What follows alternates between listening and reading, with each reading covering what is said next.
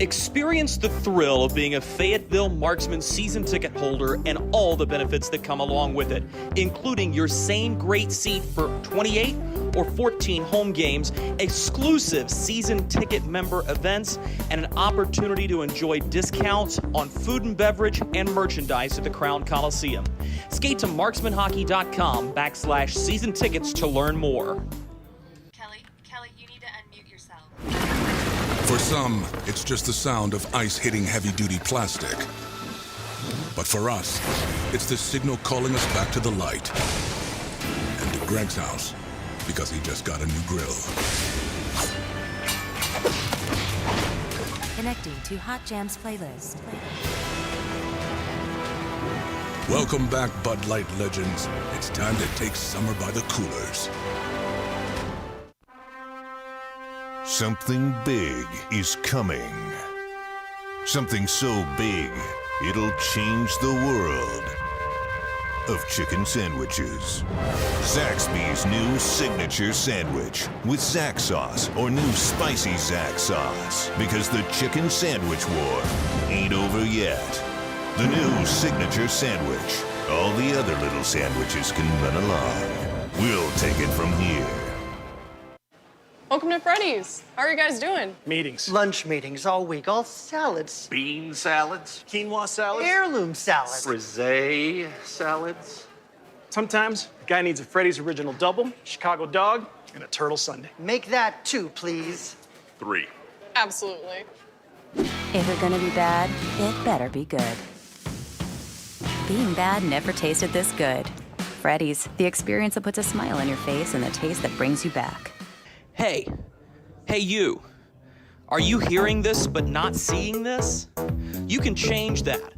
Follow along with the entire season of Fayetteville Marksmen hockey on Hockey TV.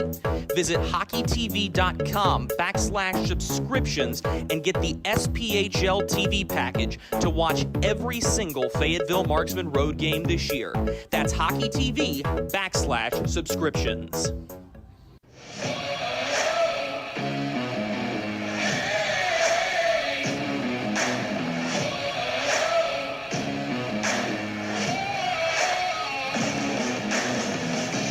Good evening, ladies and gentlemen. We welcome you inside the Crown Coliseum. This is Marksman Pregame on the Marksman Radio Network and Hockey TV. I'm Drew Blevins. I'll be alongside with you for this one.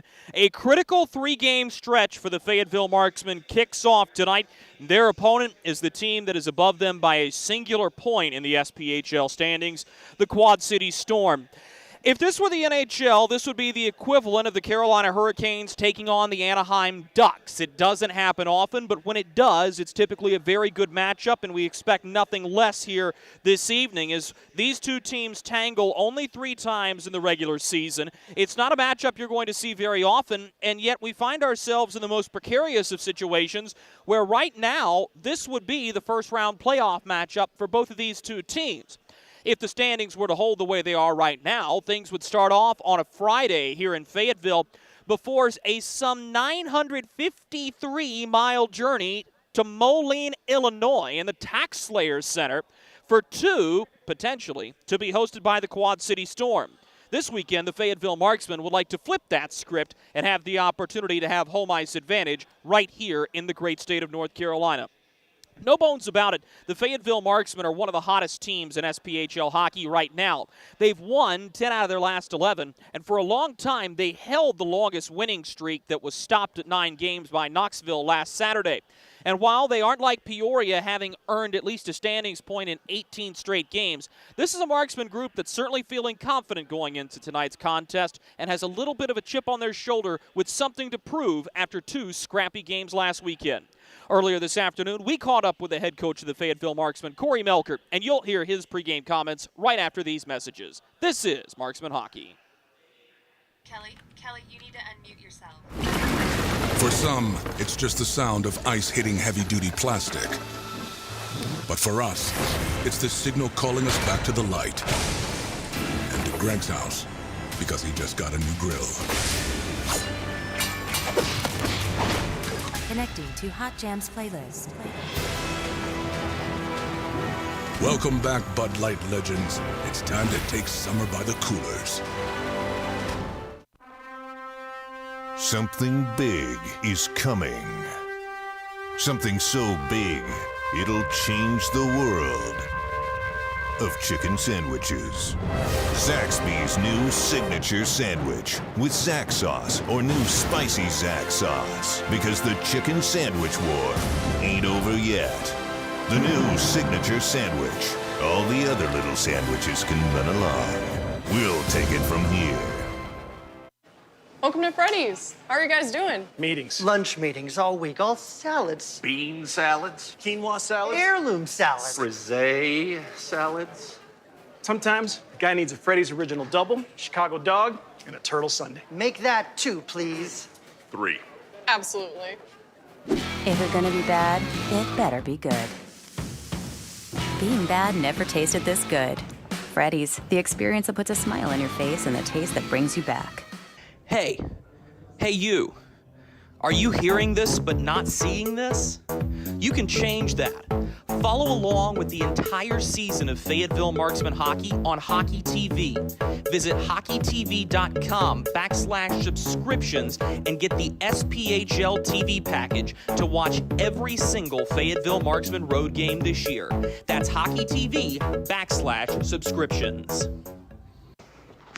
We welcome you back to Marksman Pregame. Drew Blevins joined by the head coach of the Fayetteville Marksmen, Corey Melkert. Coach, you're coming off of a big win against the Knoxville Ice Bears. That sets you up in an opportunity tonight with 2 points and not giving up one in an overtime game to take over 4th place in the league. How does that feel? Good, I guess. You've always been somebody who's told me it's not really about the standings yet. It's all about putting yourself in position to be successful in April in the playoffs. This 4th seed, though, could mean home ice advantage in the first round and potentially longer depending on what happens through the rest of the playoffs. Do you believe in the SPHL that home ice advantage carries any type of weight, or is it more about your team just going out and executing and playing their game regardless of where they are? Not really, to be honest. By the time playoffs get here in this league, it's a mess, and half the teams don't have ice.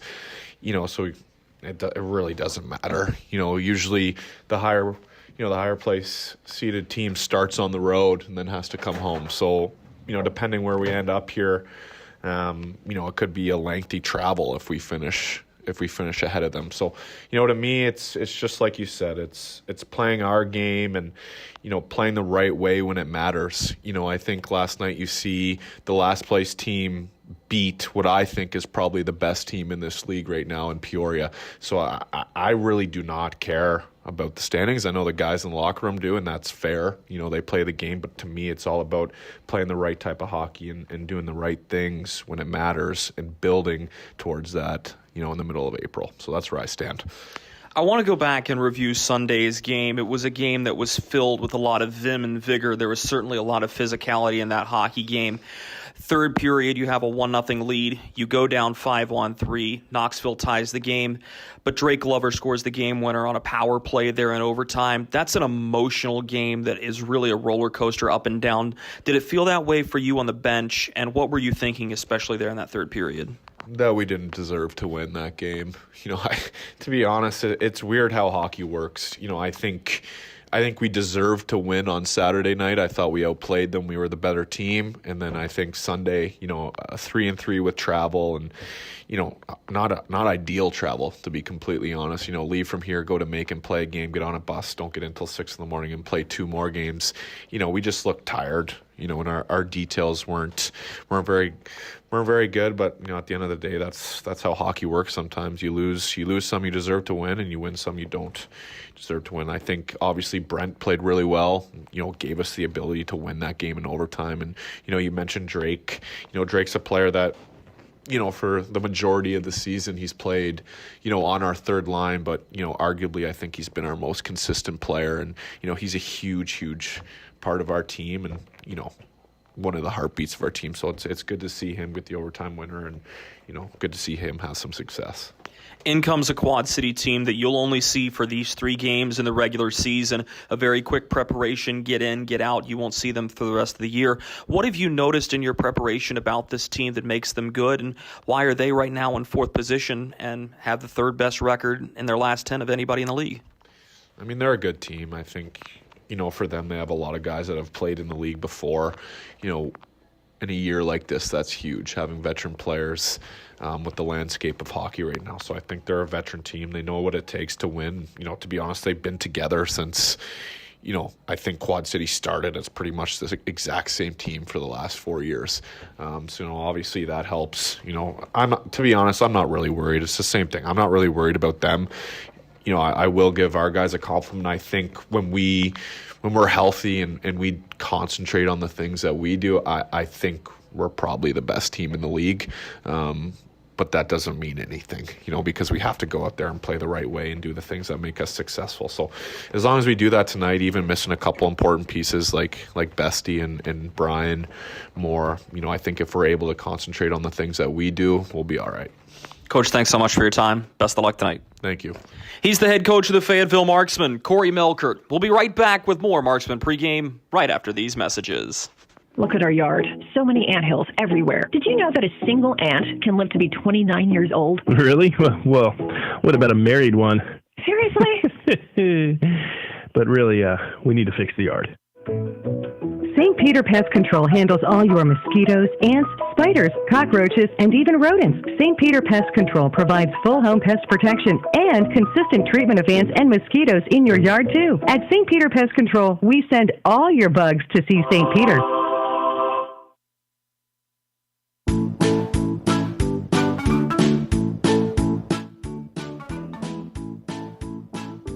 Marky? Carolina's Dentist offers the best in oral care and technology. Hope you're brushing twice a day like we discussed. And don't forget to make that 6-month appointment, okay?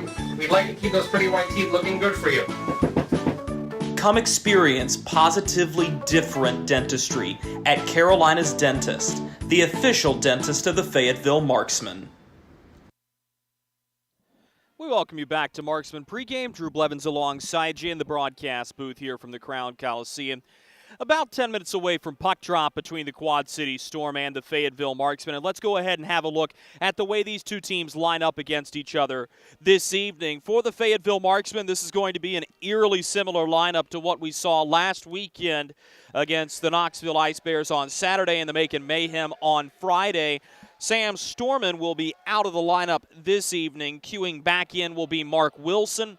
And that seems to be the way that Corey Melkert is going to roll right now. He has an abundance of defensemen, and with the trade deadline looming next weekend, look for a little bit of movement, and it's probably decision time on who he's going to keep on this roster between those two guys. You've also got to have a look at the backlog at the forward position right now. Taylor Best and Brian Moore are on the injured reserve list, and I think you also have to make a decision on what you're going to do in net going forward. Is Stefano Durante going to be healthy enough to merit playing time down the stretch of the season, or is it Matt Williams who will be the number 2 goaltender? A lot of questions, albeit not with the stars of this Marksman lineup, but a lot of questions nonetheless surrounding this lineup for Fayetteville. Meanwhile, for the Quad City Storm, they're without one of their best defensemen in David Branchik, who was left off this trip due to personal concerns. That was announced yesterday. No information on what those personal concerns are, although his wife, Tawny, is expecting any day now. And congratulations to David and Tawny. Fantastic people. Had the opportunity to meet and speak with them last year. Both of them just wonderful, wonderful souls, and we certainly wish them both the best. Dylan Fournier and Michael Mercurio will both also be out of the lineup for the Quad City Storm tonight. Goaltending matchup will be Brent Moran putting his 7-1 record on the line. He'll be going against Kevin Resop, who has really turned into one of the options in net for the Quad City Storm. Of course, many missing Bailey Birkin, who will have the starting job as soon as he matriculates back down to the SPHL. But right now, his impact is certainly missed in that locker room, as Brendan Colgan is the other option. And Colgan was an all-star with the Watertown Wolves earlier this year before getting the call-up to the Quad City Storm. Keep an eye on a couple of key players tonight for Quad City.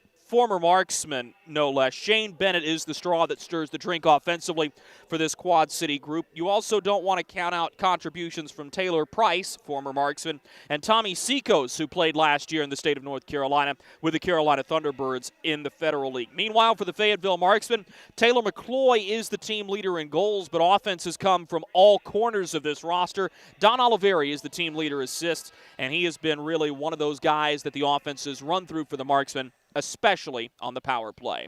We'll step aside for a quick commercial break. Coming back from it, we'll give you our keys to victory. This is Marksman Hockey. Kelly, you need to unmute yourself. For some, it's just the sound of ice hitting heavy-duty plastic. But for us, it's the signal calling us back to the light. And to Greg's house, because he just got a new grill. Connecting to Hot Jams playlist. Welcome back, Bud Light legends. It's time to take summer by the coolers. Something big is coming. Something so big, it'll change the world of chicken sandwiches. Zaxby's new signature sandwich with Zax sauce or new spicy Zax sauce. Because the chicken sandwich war ain't over yet. The new signature sandwich. All the other little sandwiches can run along. We'll take it from here. Welcome to Freddy's. How are you guys doing? Meetings. Lunch meetings all week, all salads. Bean salads. Quinoa salads. Heirloom salads. Frisee salads. Sometimes a guy needs a Freddy's Original Double, Chicago Dog, and a Turtle Sundae. Make that 2, please. 3. Absolutely. If you're gonna be bad, it better be good. Being bad never tasted this good. Freddy's, the experience that puts a smile on your face and the taste that brings you back. Hey you, are you hearing this but not seeing this? You can change that. Follow along with the entire season of Fayetteville Marksmen hockey on Hockey TV. Visit hockeytv.com/subscriptions and get the SPHL TV package to watch every single Fayetteville Marksmen road game this year. That's hockeytv.com/subscriptions. Welcome back inside the Crown Coliseum. Drew Blevins with you here in lovely Fayetteville, North Carolina. Cool evening as the weather does start to dip back down, but it was a Chamber of Commerce day here in the Sandhills, getting up into the 70s. And for those of you following along in the western part of the United States, or the Midwest, perhaps I should more accurately say, probably a little envious of the weather. Don't worry, it's going to cool off tonight. Only a high of 57 tomorrow here in Fayetteville, North Carolina, and a little bit of precipitation starting to make its way into the region. Let's go ahead and turn our attention to tonight's keys to victory. And I want to start with the visiting Quad City Storm because the fact of the matter is not a lot is known about this QC team, especially from a Fayetteville perspective. The only thing you're going off of is no previous matchups in any reasonable amount of time. You're just looking at their record and a little bit of game film. But as with all minor league hockey, there's so much turnover, it's always difficult to get a gauge on what it is you're looking at. And Quad City was able to add a couple more pieces in Alex Scarr and Logan Nelson just this week. So you're looking at not just one new guy at this stage of the season, but 2, and the extraction of a very good defenseman and David Branchik out for personal reasons. For Quad City, though, when you're making this long of a road trip, you've got to come out and you've got to insert yourself into the game immediately. Individuals have to make the difference, especially early. You want to get a body check in. You want to have a scoring chance. You want to do something in the positive for your group to get yourself inserted into the game. Fact of the matter is, Quad City is going to be the team that's going to get better as the weekend goes on before they take a dip on fatigue in Sunday's game. For the Marksmen, they're going to start high, and you'll see a general decline. That's the way it's worked all season for home teams here in the SPHL. But I think for Quad City, it's one of those things that you've got to come out and you've got to be the team that sets the tone here. Make plays early, because if you get sucked out of the game in the early portions of it, you may not have enough time and space to get back in it late, especially with 953 miles under your belt one way of travel. The other thing for Quad City tonight is they want to force the Marksmen into this run-and-gun offensive style, and they've got enough pieces to do it. This is a QC team that wants to play fast. They like to play furious. They want to chip. They want to chase. And then they want to put the puck in the hands of those who are stirring the drink offensively for them. Primarily, that's going to be Shane Bennett, who just listen to this stat line. Team leader in every category, 16 goals, 27 assists, 43 points. He is the league's 6th leading scorer with those 43 points, but not far behind Taylor Price with 27, Tommy Sikos with 23, Joe Silva, the defenseman, with 28, Marcus Ortiz with 26, Michael Moran has 25, and oh yeah, who could forget Connor Fries at 30 points. This is a multi-layered offense, and you never know from whence the attack is going to come. But it's one of those things, you want them to come out early, and you want to force the Marksmen to play that run-and-gun style because that has been the key to their undoing all season long. Meanwhile, if you're the Fayetteville Marksmen, I think the game plan is to come out and simplify. I thought the Marksmen at times against Knoxville were playing much more complicated hockey than they need to. Simplifying that game, shortening passes, getting the puck deep into the attacking zone is critical. You just have to play a solid brand of fundamental hockey to hang around with this Quad City team. And you want to take advantage of home ice with such a great distance. Playing the simple game will go a long, long distance for this Marksman group here this evening. The other thing for Fayetteville, and I think this is going to be something to keep a close eye on for the rest of the season, can this be a group that wins the special teams battle? They've been behind the 8 ball on special teams, but it's because they haven't had as many opportunities as other teams in the penalty kill that has shrunk that percentage because they have given up a couple of power play goals in inopportune situations. But the power play is sharpening. I don't know if it's all the way there yet. You want to make sure that you are the better team at home when given the man advantage, and you certainly want to come away in the plus side of the column when it comes to special teams. Before we step aside for our national anthem break, let's go ahead and visit the SPHL standings table as it stands. A lot of people thought that it was going to be Peoria to take over the top spot, as they would have had the tiebreaker over Knoxville and the chance to clinch their playoff spot last night. They are going to clinch with their 63rd point, but they do not do it in the quote-unquote sexy style, as they lose in overtime to the Vermilion County Bobcats. So the top 4 are as follows. It's Knoxville, who still sits in the top seed by a point, then Peoria at 63. At 62, it is the Huntsville Havoc. Quad City right behind them at 56. A big weekend for QC could mean they're going to push for that top spot. Fayetteville in 5th with 55 standings points, and then you see a giant jump down as it's Pensacola in 6th, Roanoke in 7th, Evansville in 8th. Hot on their tail is the Birmingham Bulls as Birmingham tries to make a late push. Macon and Vermilion County have not officially been eliminated yet. However, that date may be coming rather rapidly. Could be as soon as next weekend, where those teams could be eliminated from playoff contention. Folks, that's going to do it for us here during Marksman pregame. Puck drop between the Fayetteville Marksmen and the Quad City Storm is next. Kelly, you need to unmute yourself. For some, it's just the sound of ice hitting heavy-duty plastic. But for us, it's the signal calling us back to the light. And to Greg's house, because he just got a new grill. Connecting to Hot Jams playlist. Welcome back, Bud Light legends. It's time to take summer by the coolers. Something big is coming. Something so big, it'll change the world of chicken sandwiches. Zaxby's new signature sandwich with Zax sauce or new spicy Zax sauce. Because the chicken sandwich war ain't over yet. The new signature sandwich. All the other little sandwiches can run along. We'll take it from here. Welcome to Freddy's. How are you guys doing? Meetings. Lunch meetings all week, all salads. Bean salads. Quinoa salads. Heirloom salads. Frisee salads. Sometimes a guy needs a Freddy's Original Double, Chicago Dog, and a Turtle Sundae. Make that 2, please. 3. Absolutely.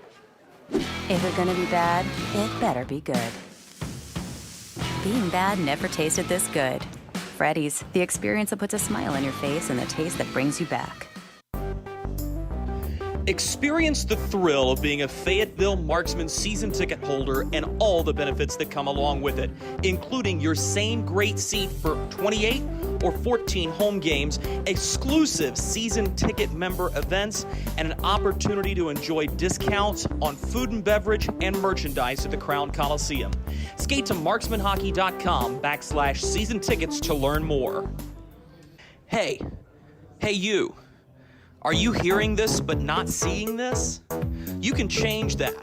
Follow along with the entire season of Fayetteville Marksmen hockey on Hockey TV. Visit hockeytv.com/subscriptions and get the SPHL TV package to watch every single Fayetteville Marksmen road game this year. That's hockeytv.com/subscriptions.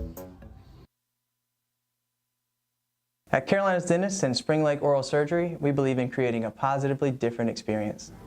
We are proud to serve Eastern North Carolina, including Fayetteville, Spring Lake, and Brayford. We use the best in dental technique and technology to make Carolina's Dentist your one-stop shop for quality dental care and oral care. Book your appointment today to come experience the Carolina's Dentist difference.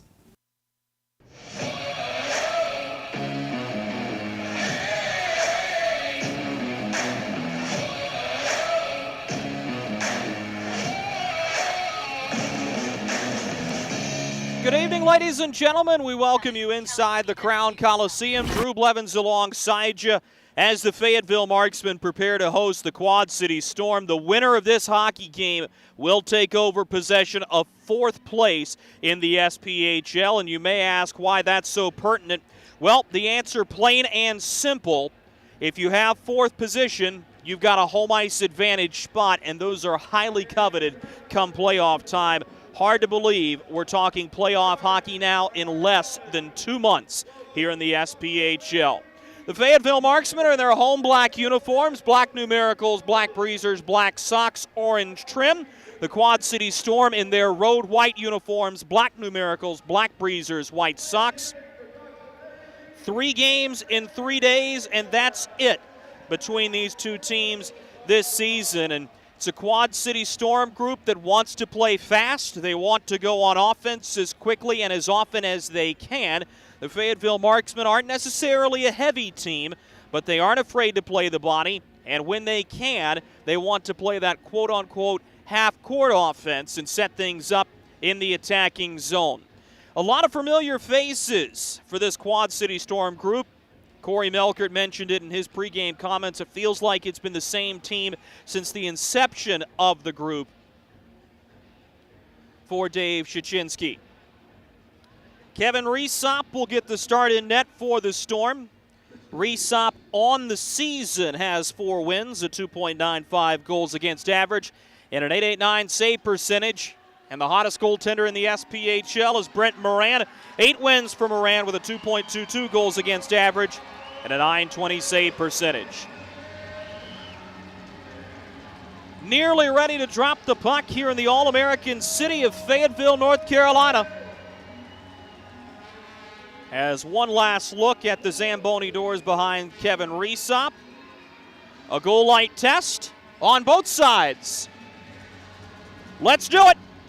Puck is dropped. Sit back, relax, and enjoy this one from Fayetteville, North Carolina, as we're away in a battle for fourth place in the SPHL. Back to retrieve this one is Matt Stoya for the Storm. He'll send it to the near side boards. It'll just pass by the outstretched stick of Cole Golka, the former Birmingham Bull. Pressure by Fries as the Marksmen will have it in their own zone. Connor Fries tearing it up with 30 points this season. He was a menace last year with the Columbus River Dragons in the Federal League. Coming right back to Quad City, and he'll be a danger again in tonight's contest. On the near side boards, Reesop will shoot it over to the far wing. Reaching out to try to grab it was Joe Silva. Silva will have the puck on his forehand, leaving it behind the cage for Stoya. A headman look for Silva, who chips it up ice. Renda's on his horse. This is going to be icing against Quad City with 19:09 to go in this first period here in Fayetteville, North Carolina. And keep an eye on who's able to possess the puck more, especially here in the early portions of this contest. As we told you in Marksman pregame, Quad City wants to win the possession game. They want to be the team to make early game impacts and insert themselves immediately. And Quad City arrived here at 9 a.m. No ice given due to the first annual Fayetteville Marksmen College and Career Fair. Fantastic event that we'll tell you about throughout the broadcast, I'm sure. It's a turnover in front, quick shot, good back check. And Quad City blocks the shot as Stoya got in the way. But Quad City was able to warm up. Doesn't matter, though. Still a lot of fatigue in the legs, and you want to get that out quickly. Fries gets it to the red line, lost the puck on the near sideboards. This will be dumped back in by the Marksman, but Sovo will pitchfork it out ahead of his own blue line. Matt McNair takes it away from him, and will backhand into the near side corner. QC back to grab it. Pushed up ice, and here come the Storm. This is Tommy Seacos out of Barrie, Ontario. Slides it to the near side wing as Terrio drives. Centers looking for Seacos. Hopped over his stick. And the Marksmen are right back out through center. McCloy sends it to the near side boards as there's a takedown in the near corner. We'll keep going as sticks converge. Shinkarik unable to get the puck out on his try. The Marksman will have it on the far side boards. McCloy, quick wrist shot over Aesop's shoulders, and the line will be held by Fayetteville in the near side wing. This is Zach Reimers, had a big weekend last weekend versus Knoxville, including an early third period goal that cut the deficit to 1 at that time. Now Shinkarik, watch out, he can burn. Carter Shinkarik up the far side boards, will dump it in. 2 hops over the goal line behind Moran. Marksman of the first team to it. This will be Wilson to handle behind the net. Mark Wilson peering up ice, gave it to McCloy, who turns it over. Quick wrist shot. May have hit off the stick of Moran. Nonetheless, this one's out of play. We'll get a pause with 17:26 to go in this first period. Storm fans, of course, one of the 5 SPHL teams that were unable to watch their team play last year, doesn't mean that their players did not make impacts. It was Tommy Seacos with the Carolina Thunderbirds who scored big goals in their push to make the championship series that ultimately fell a game short. Carter Shinkarik was a straw that stirred the drink for the Elmira Enforcers last year, had a big season with Danbury the year before that.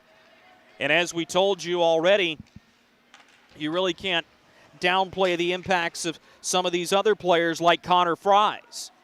Through center, this will be sent ahead, and the Marksman will look to break it into the zone. Nolan Sheeran on 2 hops will send it ahead of the red line. This may be icing, and it is. The first one back was Alex Scarr, one of the 2 new pickups for Quad City. The faceoff will come back down to Brent Moran's end. 16:58 to go in this first period. Still scoreless between Quad City and Fayetteville.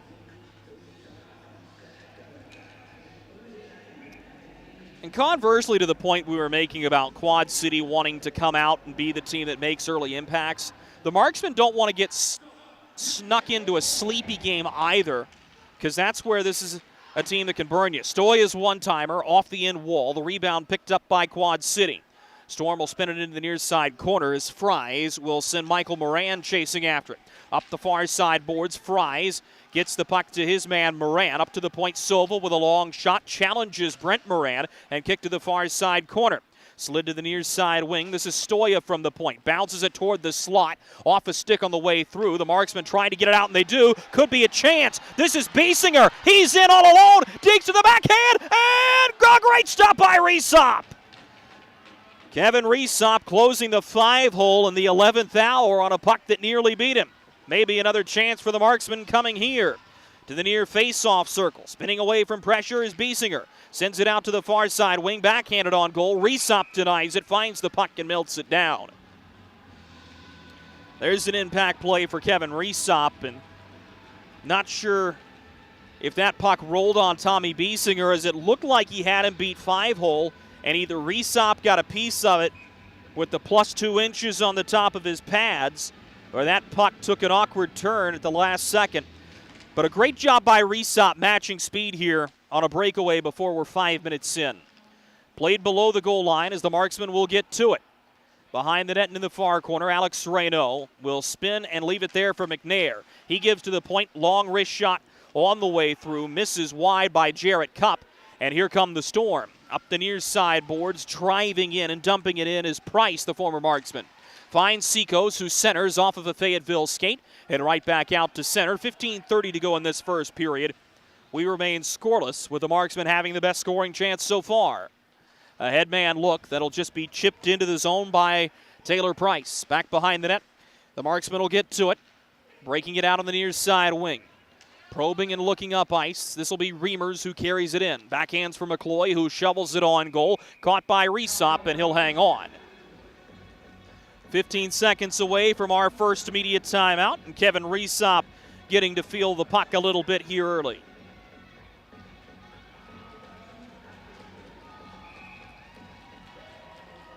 Face-off will be to Resop's blocker side as McCloy will tow in for the Marksmen.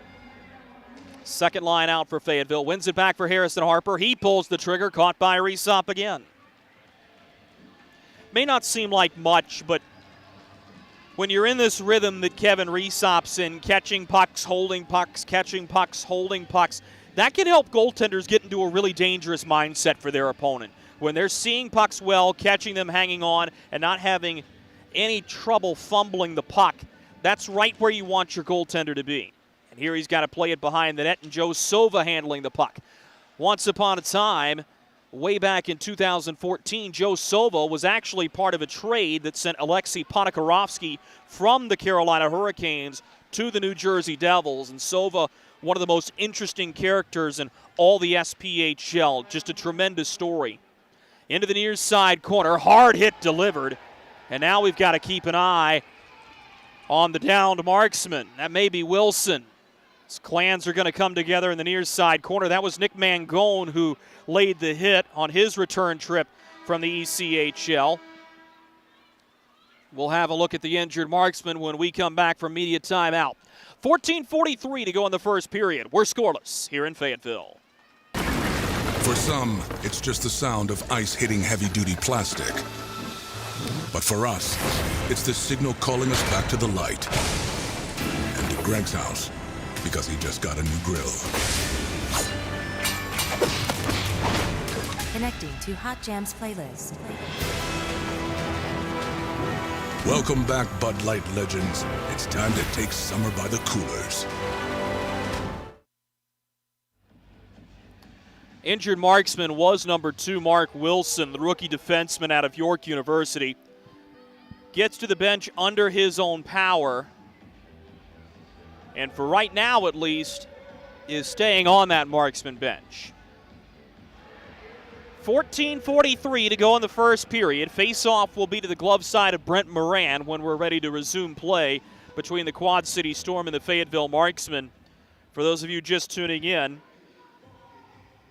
was Mark Wilson who went hard into the near side corner of his own zone and took a hard, clean hit from Nick Mangone, and I think the Marksmen realized that, and that's why there wasn't any grabbing and punching. It was more of a, I got to come over here and stand up for my teammate after taking the hard hit. Top group out for the Storm to start this sequence, and a false start off the face-off will send us right back to the near side circle in the Fayetteville zone. Fries with Golka, Michael Moran lined up as that inside wing. Marksman chipped this one up the near side boards. Fayetteville's out to center. A backhand pass goes off a skate. Now a chance. Biesinger rips it. Resop says no and freezes the rebound. Tommy Biesinger, 9 points in 8 games for the Fayetteville Marksmen, and he has been a linchpin for this offense, for this top group. And of course, it is a top unit that has seen some shift with Taylor Best on the injured reserve list, Nolan Sheeran being signed last weekend. Sheeran played for the Marksmen back in 2018, 2019. Then went to Europe, played for Dunkirk in France, and was on his couch until he was called by the Marksmen in early December, parlayed that into 5 ECHL games with the Florida Everblades. Here's Sikos in front, digging for the puck around Moran. Sends it off the outside of the net. Tommy Sikos centers. Marksmen take it away. He's had a couple of good shifts here back in the state of North Carolina where he spent last season. Good move ahead by Biesinger, but the path was cut off as the puck was stolen away from him by Shane Bennett. Behind the net, the Marksmen will send it to the near side wing. Quad City the first there, as it was the captain, Price, to move this puck up, taking the hit to make the play. Marksmen will get it back at their own blue line. Headman look, here's Biesinger one more time. Backhands it behind the net. Resop providing a screen as Jarrett cups all the way up in the play. Now Shinkarik on the far side boards, gives it up ice. Here's Cole Golka, has a man streaking toward the net. Golka pauses, centers. Moran got there with the stick, and the net is dislodged on a hard drive to the far goal post as Matt McNair and Taylor Price get tied up. 13:36 to go in the first period. Both teams having solid scoring chances. Neither able to put the puck in the back of the net here as we near the midway point of this first period.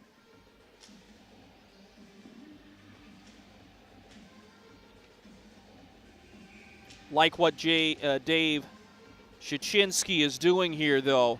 Keeps going back to that top line. It seems like they're getting a lot of early playing time, and he's got a dangerous top six and an aggressive group, and you can see Quad City is putting an emphasis on playing the body here early, and it's throwing the Marksmen off in some aspects. Here's a long wrist shot. Resop makes the save. Big rebound to the near side boards, and a good tie-up on the way back by Price. Marksmen will handle it at center. Through the center ice face-off circle is McNair. Backhands toward the far boards. Puck is taken away at center, and twisting back with it here is Michael Moran. Sends it to the far side boards. Estoya will find Sova. Sova headmans the puck. This one goes through the legs of Connor Fries, and Renda's onto it for the Marksmen. Finds McNair on the near wing. Just a little chip play up ice. So Reynaud is crunched. Took an awkward fall on a spill from a hit from Cody Walsh. Sent all the way ahead, intended for Golka. This will reach the goal line and be icing against Quad City with 12:48 to go in this opening frame.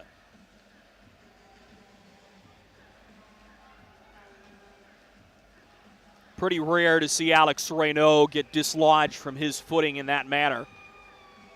Tall forward out of McGill University. Speaks very highly of both his academic and athletic career at McGill. And, of course, for those of you hockey historians, you'll recall that the very first sanctioned indoor hockey game that will celebrate its anniversary next Thursday, March 3rd, 1875, was played with McGill University students as well as members of the Victoria Skating Club.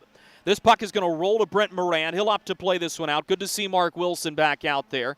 Hunched on the puck as he'll stand behind Brent Moran. 12:20 to go in this first period, still scoreless. Marksmen out shooting the Storm by a clip of 7-3.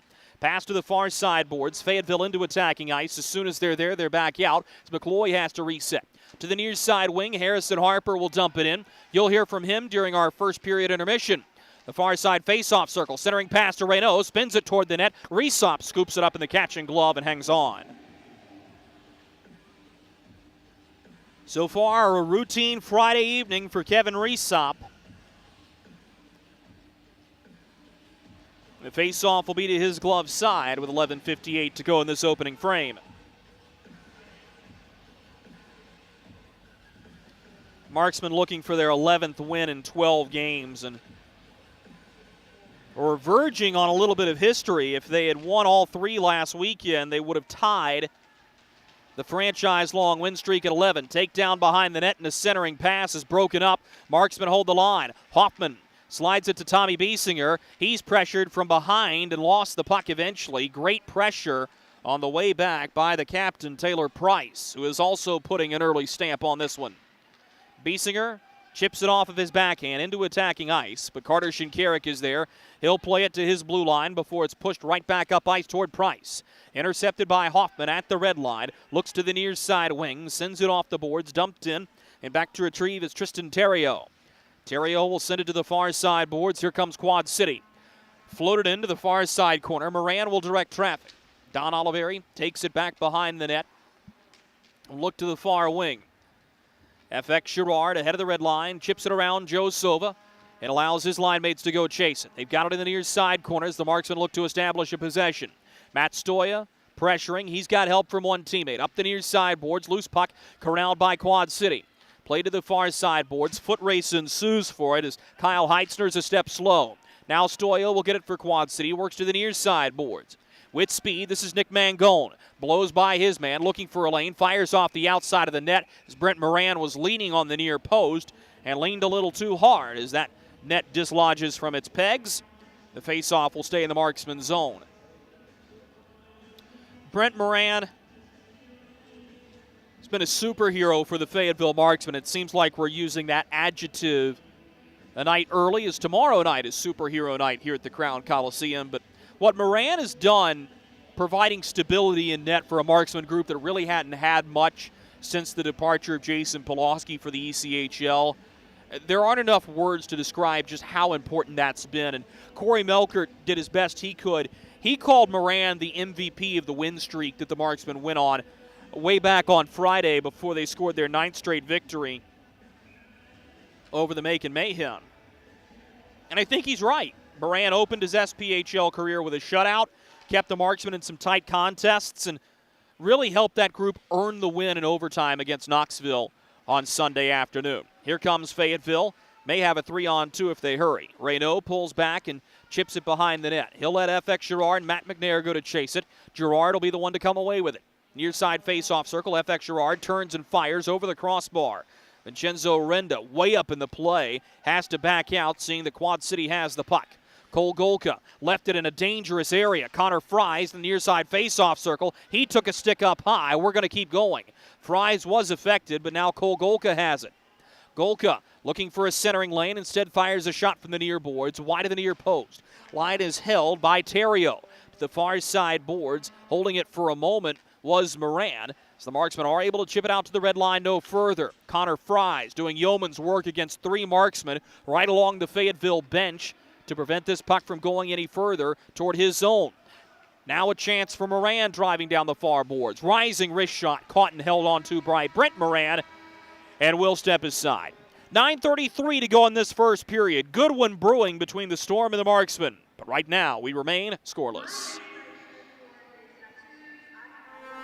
Something big is coming. Something so big, it'll change the world of chicken sandwiches. Zaxby's new signature sandwich with Zax sauce or new spicy Zax sauce. Because the chicken sandwich war ain't over yet. The new signature sandwich. All the other little sandwiches can run along. We'll take it from here.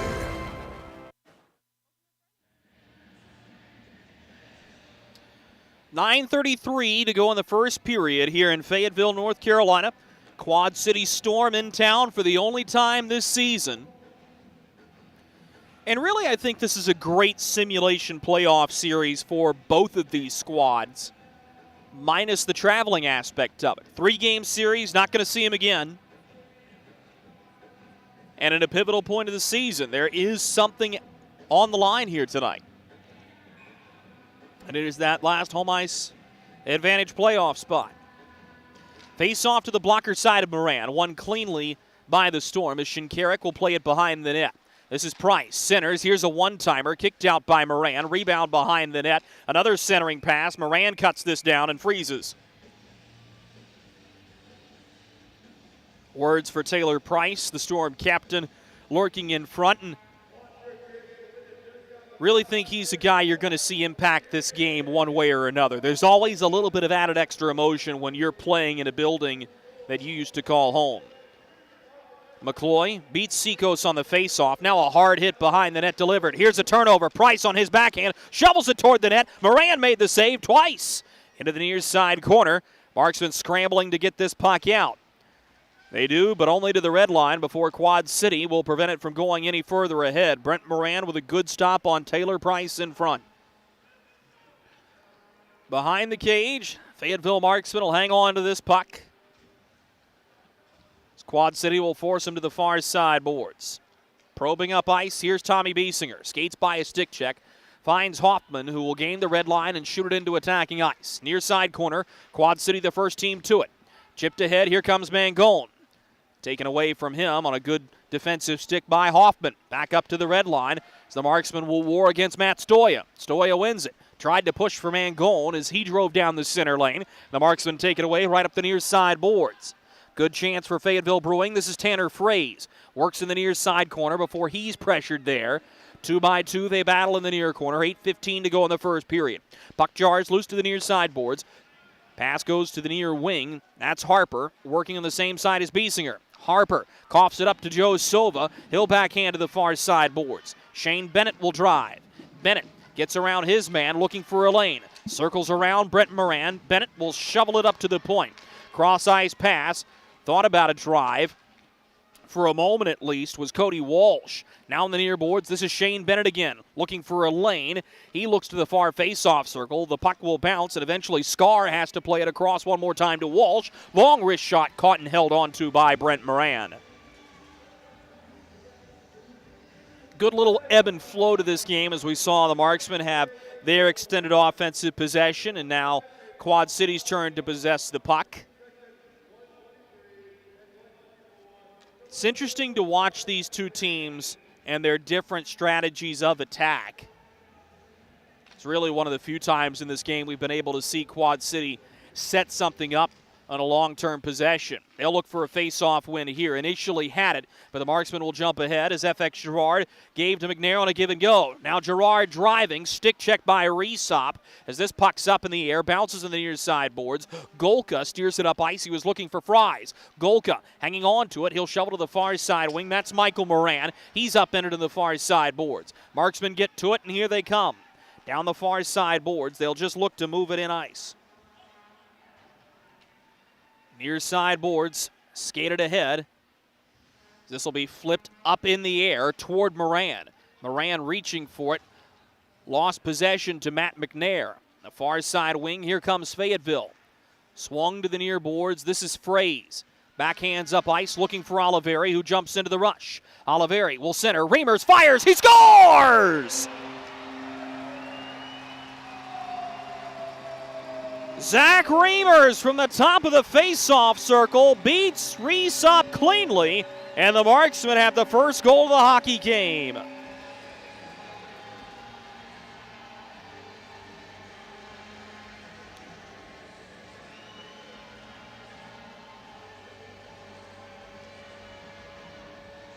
Well, Zach Reimers continues a strong offensive tear, and Don Oliveri is going to have his 21st assist of the season, as this goal comes 13-16 into the first period. For Reimers, it'll be his 5th goal of the season and his 10th point overall, but he's really been key lately.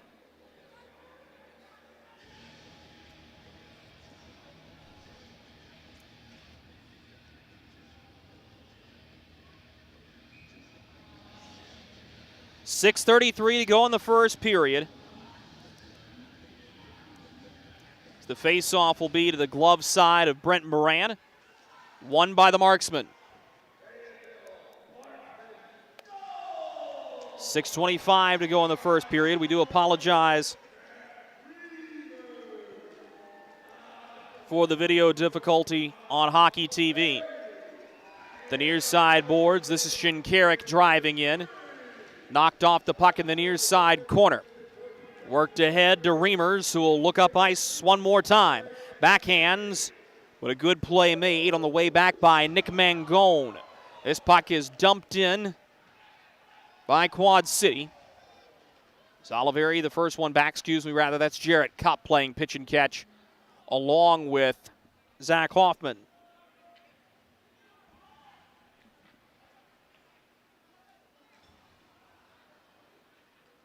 Marksmen are just going to hang on to this puck in their own zone. Slid to the near boards, intercepted by Quad City. Turn to the far side corner as Cupp will go to grab it. Gives it up to the point for a long wrist shot on the way through. This puck will bounce a couple of times as the Marksmen will get to it. Send it up the near side wing. Reynaud puts it in space out to center, but Joe Sova will smack it up ice for Fries. Gives to Michael Moran. He fires. Brent Moran makes the save. His bodies converge, knocking the net off of its moorings. And we'll have a couple of additional shoves given in Brent Moran's goal crease with 5:09 to go in this first period. We do apologize for the technical difficulties on Hockey TV. Looks like we are back up and running.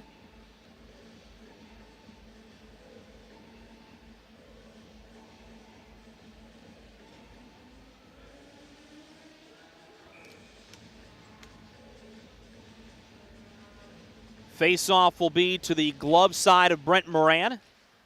Won by Quad City. Held by Logan Nelson. He fires off the catching side shoulder of Moran. Puck is loose behind the net. Quad City to it. This is Tommy Seacos. Plays behind the net for Wilson, trying to help him out. Those two get tied up with each other. The Marksmen cannot get it out of the far side boards as Sova holds the line. Seacos now on his backhand, shovels it toward the net. Moran standing tall, and will freeze the puck. 4:44 to go in this first period. 1-0 Marksmen on the Reamers goal. Freddy's, how are you guys doing? Meetings. Lunch meetings all week, all salads. Bean salads. Quinoa salads. Heirloom salads. Frisee salads. Sometimes a guy needs a Freddy's Original Double, Chicago Dog, and a Turtle Sundae. Make that 2, please. 3. Absolutely. If you're gonna be bad, it better be good. Being bad never tasted this good. Freddy's, the experience that puts a smile on your face and the taste that brings you back.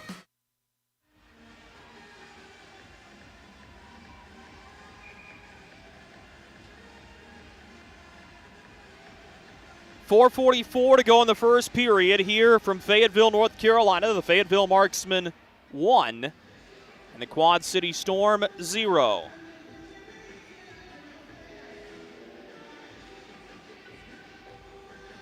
Brent Moran has been under siege the last couple of sequences.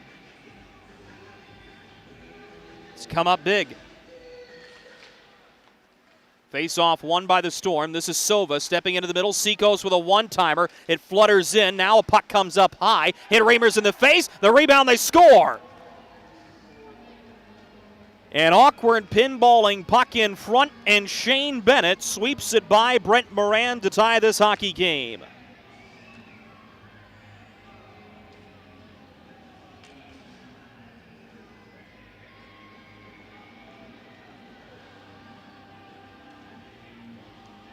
Shane Bennett continues to be the guy that the offense runs through here for the Quad City Storm. He'll have his 17th of the season as this one comes 15-24 into the first period, and a big goal late to tie this hockey game. Vincenzo Renda will work behind Brent Moran. Given to the far side boards. Shane Bednard will backhand to the near wing. Driven up ice by Oliveri as he'll turn it over to the Quad City blue line. Now a chance for Cole Golka. Golka centers. He was looking for Fries, who was well defended by Vincenzo Renda. Into the near side corner. Sent up for Scar to fire. His shot in and out of the glove of Moran as it just ticked off the leather. Now on the far side boards, Quad City begins the setup. Scar charging down the near side wing. He'll drop it for Golka. Cole Golka takes a hard shot back behind the net as Oliveri gets the better of him. Line held. And a good play by Cody Walsh. Alex Scar leaves it to the near side wing one more time. Now Walsh looks and fires. A rolling puck goes off the stick of Logan Nelson as he'll work behind the net for it. Play evolves into the near side corner. Marksmen have two players there. That's Bednard, who will drop it back for Oliveri. And he'll golf club this one up and out. Stick handling here. The Storm will sweep it to the near side wing. Just touched ahead by Theriot. This is Tristan Theriot. Carries it ahead as he moves it forward. Rolled on goal by Marcus Ortiz in one of his first shifts of the evening. And covered by Moran.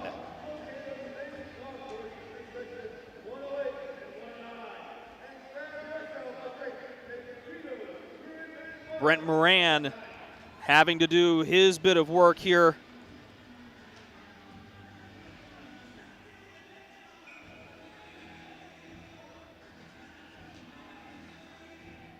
Face-off will be to the glove side of Moran again. Quad City's really tilting the ice in their favor.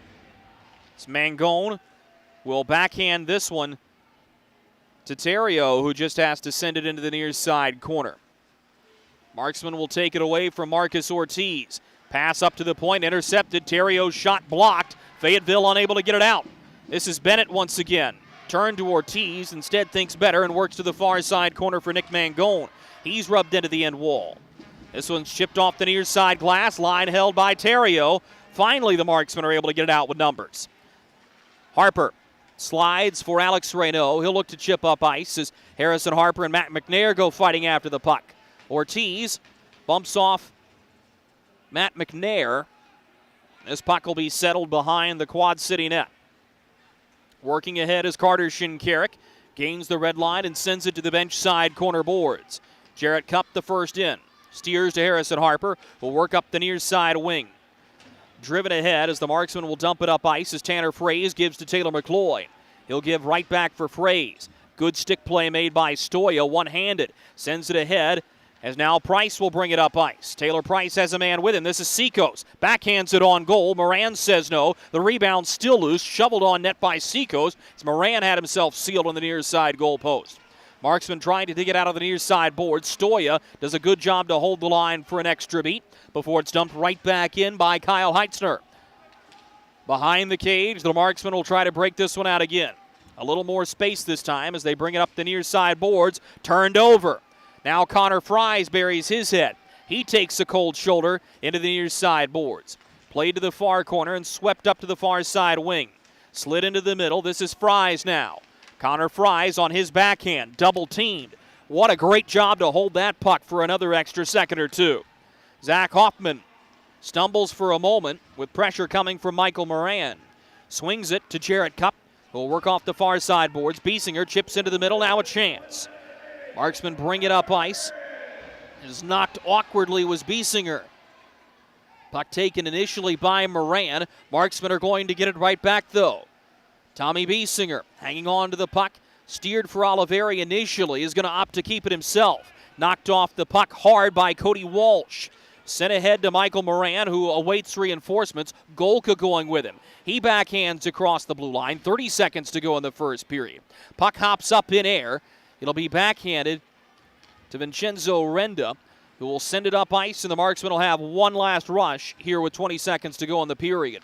Driven in by Nolan Sheeran as he left it behind the net, looking for help from Bednard. Quad City takes it away. Sheeran holds the line. We've got a delayed penalty upcoming. We'll see who the guilty party is. It looks like it's going to be Shane Bednard for the Marksmen, and it is. It's Bednard for cross-checking. In the waning seconds of this first period, just 15 seconds to go in the frame. Fayetteville will go down a man for the first time this game. They'll be on the Freddy's penalty kill. You can visit Freddy's Frozen Custard and Steak Burgers. Their location on Ramsey Street across from Methodist University. And when the Marksmen kill off a penalty here at the Crown Coliseum, everyone in attendance wins free custard courtesy of Freddy's. Here's a slapper from Sova, knocked down by Moran. The rebound swept behind the net. Mangone gives up to the point. One last shot, fumbled, but that is where the frame comes to a close. Quad City storms late and ties the hockey game at 1. Shots on goal through a single period of play for the Quad City Storm, 15, and for the Fayetteville Marksmen, 9. On the scoreboard, we're dead even. We'll put this period on recap for you right after this. For some, it's just the sound of ice hitting heavy-duty plastic. But for us, it's the signal calling us back to the light. And to Greg's house, because he just got a new grill. Connecting to Hot Jams playlist. Welcome back, Bud Light legends. It's time to take summer by the coolers. Something big is coming. Something so big, it'll change the world of chicken sandwiches. Zaxby's new signature sandwich with Zax sauce or new spicy Zax sauce. Because the chicken sandwich war ain't over yet. The new signature sandwich. All the other little sandwiches can run along. We'll take it from here. Welcome to Freddy's. How are you guys doing? Meetings. Lunch meetings all week, all salads. Bean salads. Quinoa salads. Heirloom salads. Frisee salads. Sometimes a guy needs a Freddy's Original Double, Chicago Dog, and a Turtle Sundae. Make that 2, please. 3. Absolutely. If we're gonna be bad, it better be good. Being bad never tasted this good. Freddy's, the experience that puts a smile on your face and the taste that brings you back. Experience the thrill of being a Fayetteville Marksmen season ticket holder and all the benefits that come along with it, including your same great seat for 28 or 14 home games, exclusive season ticket member events, and an opportunity to enjoy discounts on food and beverage and merchandise at the Crown Coliseum. Skate to marksmanhockey.com/season tickets to learn more. Hey you. Are you hearing this but not seeing this? You can change that. Follow along with the entire season of Fayetteville Marksmen hockey on Hockey TV.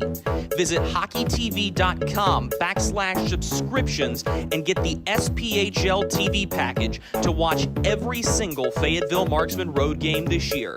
That's hockeytv.com/subscriptions.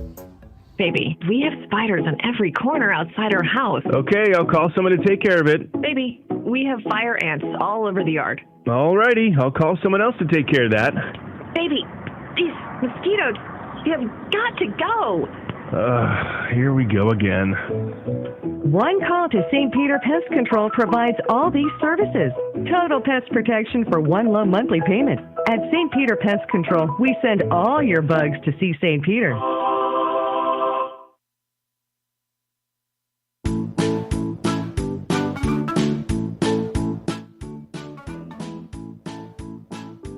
Marky? Carolina's Dentists offers the best in oral care and technology. Hope you're brushing twice a day like we discussed. And don't forget to make that 6-month appointment, okay? We'd like to keep those pretty white teeth looking good for you. Come experience positively different dentistry at Carolina's Dentist, the official dentist of the Fayetteville Marksmen. We welcome you back inside the broadcast booth of the Crown Coliseum. Drew Blevins alongside you. As the Fayetteville Marksmen and the Quad City Storm played to a 1-goal apiece tie in the first 20 minutes. That was a really good hockey game, but Quad City certainly is going to take the momentum into the intermission break. And there's the old adage about having a power play on fresh ice, and some coaches want to have it, some coaches don't want to touch it with a 10-foot pole. Regardless, that's a late penalty taken by Shane Bednard, frustration away from the puck, and I think that kind of dictates the way the period evolved. I didn't think the Marksmen were the better team early on. I did think they had better scoring chances, and Zach Reimers converts on what's just a really strong shot from the tops of the face-off circles. Reimers scoring his 5th goal of the season from Don Oliveri, who has his 21st assist, and Tanner Fraze will have the secondary on that. And you thought that would be a goal that kind of lifted the Marksmen and would encourage them to go a little bit further on the attack and start to be a little bit more exuberant offensively. And it, in fact, had the exact opposite effect. The Marksmen only had one more shot on goal after the Reimers goal. And Quad City really took it upon themselves to get back in this one. Not a pretty goal that goes in, but a goal nonetheless. And from the usual suspects, Shane Bennett with his 17th of the season, assisted by Joe Sova, who will have 23 assists. And that was an awkward play as Sova sent it toward the net. It came up high and hit one of the Marksmen, what looked like along the temple off the helmet. Bounced a couple of times right to Shane Bennett, who threw it toward the net and just found a hole in Brent Moran. That's how Bennett gets his 17th goal of the season. That's why we're knotted up 1-1. And I think the biggest challenge now for the Marksmen is you've got to find a way to come out of this period and this break with a lot more jump in the middle frame. Second period has been a friend of the Marksmen all year long and really a get-right period for Fayetteville. But it's one of those situations you can't afford to have more extended time like the last 5 minutes of that period where Quad City is having scoring chance after scoring chance. Brent Moran's a great goaltender. You don't want to put him in a position where he's got to be the hero time and time and time again. And I think that's where the Marksmen have to get a lot sharper. Clean breakouts, clean zone entries, and really, as Corey Melkert says, being a much more detail-oriented team, and that's going to be critical moving forward. Coming up after this break, you'll hear from Harrison Harper, who has had a whirlwind of a week, including releasing a brand new music single. Learn more about that and the wide, wide world of sports of Harrison Harper right after this. Kelly, you need to unmute yourself. For some, it's just the sound of ice hitting heavy-duty plastic. But for us, it's the signal calling us back to the light. And to Greg's house, because he just got a new grill. Connecting to Hot Jams playlist. Welcome back, Bud Light legends. It's time to take summer by the coolers. Something big is coming. Something so big, it'll change the world of chicken sandwiches. Zaxby's new signature sandwich with Zax sauce or new spicy Zax sauce. Because the chicken sandwich war ain't over yet. The new signature sandwich. All the other little sandwiches can run along. We'll take it from here. Welcome to Freddy's. How are you guys doing? Meetings. Lunch meetings all week, all salads. Bean salads. Quinoa salads. Heirloom salads. Frisee salads. Sometimes a guy needs a Freddy's Original Double, Chicago Dog, and a Turtle Sundae. Make that 2, please. 3. Absolutely. If it's gonna be bad, it better be good. Being bad never tasted this good. Freddy's, the experience that puts a smile on your face and the taste that brings you back. Experience the thrill of being a Fayetteville Marksmen season ticket holder and all the benefits that come along with it, including your same great seat for 28 or 14 home games, exclusive season ticket member events, and an opportunity to enjoy discounts on food and beverage and merchandise at the Crown Coliseum. Skate to marksmanhockey.com/season tickets to learn more. Hey you. Are you hearing this but not seeing this? You can change that. Follow along with the entire season of Fayetteville Marksmen hockey on Hockey TV. Visit hockeytv.com/subscriptions and get the SPHL TV package to watch every single Fayetteville Marksmen road game this year. That's hockeytv.com/subscriptions. Welcome back to Marksman Hockey. Drew Blevins alongside Marksman defenseman Harrison Harper. Harrison, you've had a whirlwind of the last few weeks here. Not only have you won 10 out of your last 11 hockey games, but you've also released a new single. Tell us what was the inspiration behind that, and where did you get that musical talent? No, I've always been a wannabe guitar guy for a long time, and I'd say I'm like an average campfire guitarist, but I love to play, and I've always wanted to write a song, and I've tried to write a couple songs, and I kind of came up with a little chorus, and I put myself in the bedroom about a week ago for a couple hours, and I ended up making about a 2-minute song, and it's more of a joke, but it was something kind of for the boys, kind of as a laugh, so just something to have some fun with. I mean, not take it too seriously, but I mean, it was nice to get the first one out there for sure. Would you say that being on the mic and being on the guitar is something that kind of helps you relieve a little bit of stress and certainly can help you take your mind off the game a little bit? Oh, 100%. And I mean, I was fortunate enough that my parents kind of got me into it at a pretty young age, and I was taking it pretty seriously as a kid, and then I got away from it for a couple of years, and then here I am getting a little bit more back into it the last couple of years. But it's definitely something it's something different too. I mean, I love hockey, and I love getting to do what we do every day. But when you get home from the rink to do something different, I mean, I like trying different things and doing different stuff. So I mean, guitar is something I love doing, and hopefully will do for a long time to come. What kind of effect does that have on your game of hockey when you're able to have something that kind of takes your focus away from the rink and is able to distract your mind at least for a couple of hours? Do you come back feeling a little bit more refreshed? How does that affect you?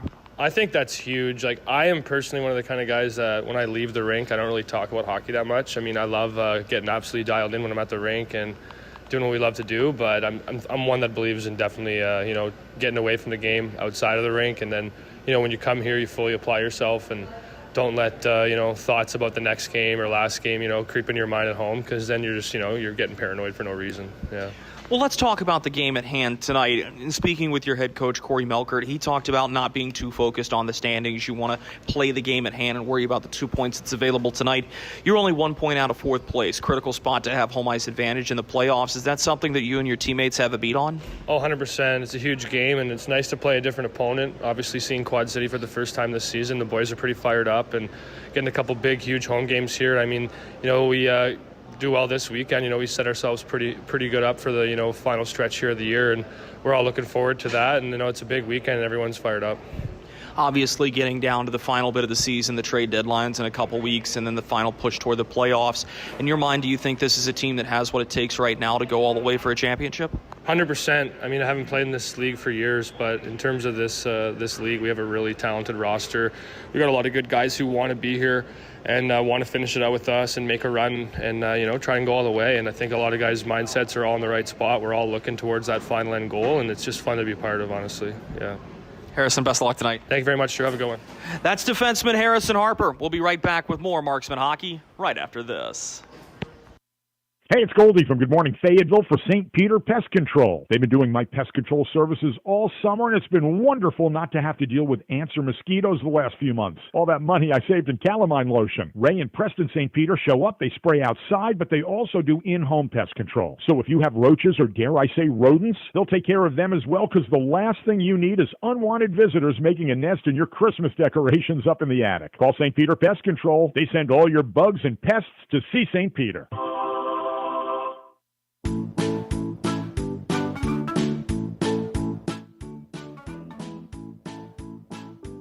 Marky? Carolina's Dentists offers the best in oral care and technology. Hope you're brushing twice a day like we discussed. And don't forget to make that 6-month appointment, okay? We'd like to keep those pretty white teeth looking good for you. Come experience positively different dentistry at Carolina's Dentist, the official dentist of the Fayetteville Marksmen. Kelly, you need to unmute yourself. For some, it's just the sound of ice hitting heavy-duty plastic. But for us, it's the signal calling us back to the light. And to Greg's house, because he just got a new grill. Connecting to Hot Jams playlist. Welcome back, Bud Light legends. It's time to take summer by the coolers. Something big is coming. Something so big, it'll change the world of chicken sandwiches. Zaxby's new signature sandwich with Zax sauce or new spicy Zax sauce. Because the chicken sandwich war ain't over yet.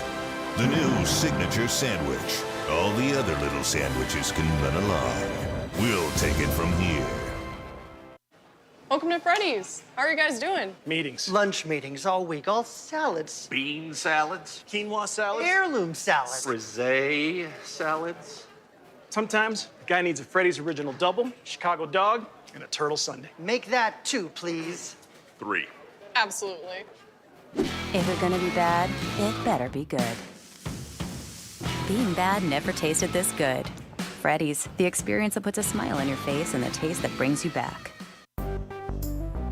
Experience the thrill of being a Fayetteville Marksmen season ticket holder and all the benefits that come along with it, including your same great seat for 28 or 14 home games, exclusive season ticket member events, and an opportunity to enjoy discounts on food and beverage and merchandise at the Crown Coliseum. Skate to marksmanhockey.com/season tickets to learn more. Hey you. Are you hearing this but not seeing this? You can change that. Follow along with the entire season of Fayetteville Marksmen hockey on Hockey TV. Visit hockeytv.com/subscriptions and get the SPHL TV package to watch every single Fayetteville Marksmen road game this year. That's hockeytv.com/subscriptions. Hey, it's Goldie from Good Morning Fayetteville for St. Peter Pest Control. They've been doing my pest control services all summer, and it's been wonderful not to have to deal with ants or mosquitoes the last few months. All that money I saved in calamine lotion. Ray and Preston St. Peter show up, they spray outside, but they also do in-home pest control. So if you have roaches or, dare I say, rodents, they'll take care of them as well, because the last thing you need is unwanted visitors making a nest in your Christmas decorations up in the attic. Call St. Peter Pest Control. They send all your bugs and pests to see St. Peter. Welcome back to Fayetteville. Let's go for a quick spin around the SPHL on a full Friday night of action. We'll start things off in Macon, Georgia, where the Huntsville Havoc have a 1-0 lead over Macon. Getting toward the end of the first period, Knoxville holding a 2-1 lead over Roanoke at the Knoxville Civic Complex as the Ice Bears right now pace the rest of the league. About to drop the puck in 5 minutes, Evansville hosting Peoria, and many in this matchup following along. Big fans of the Thunderbolts tonight, as every Peoria loss will help both of these two teams. And in about 30 minutes, it'll be Birmingham hosting Pensacola. Birmingham loses, both of these two teams win, as it will push both of them closer to clinching a playoff spot. Should be a fun middle frame. We'll start it right after this.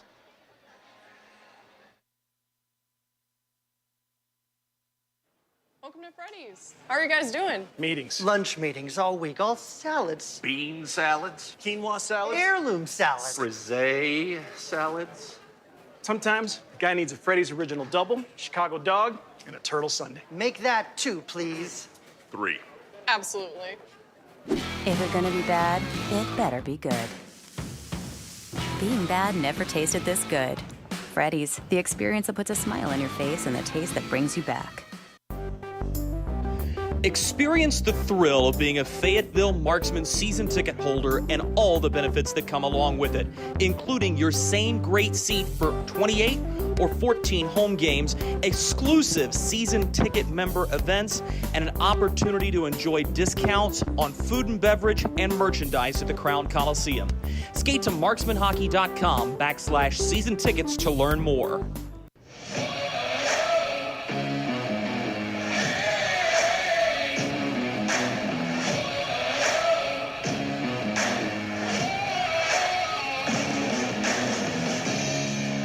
Nearly time for puck drop of period number 2 between the Fayetteville Marksmen and the Quad City Storm. Drew Blevins alongside you on the Marksmen Radio Network as well as Hockey TV. Thanks for joining us. Big game for both teams with 4th place in the SPHL on the line. Zach Reimers and Shane Bennett are our goal scorers. So the Marksmen will go from left to right across your radio dial here in period number 2.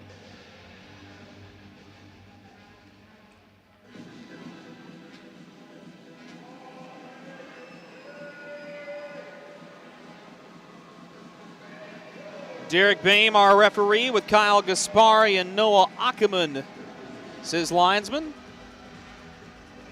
Waiting for the clock to run out officially. It does.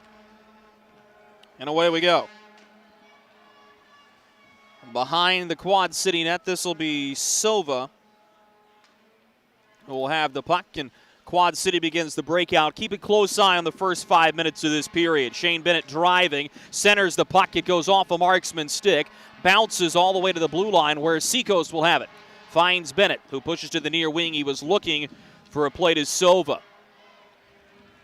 Remaining minute and 15 seconds on the Quad City power play after a period or a twilight of the first period penalty by Shane Bednard. Bodies converge in the far corner. That's Connor Fry is going to work against Tanner Fraze for the puck. 3-by-3 they work on the far side half wall. You see it on your screen. Quad City has it. Here's a shot on goal by Seacoast. Stopped and held on to by Brent Moran. Tommy Seacoast has been known for doing that.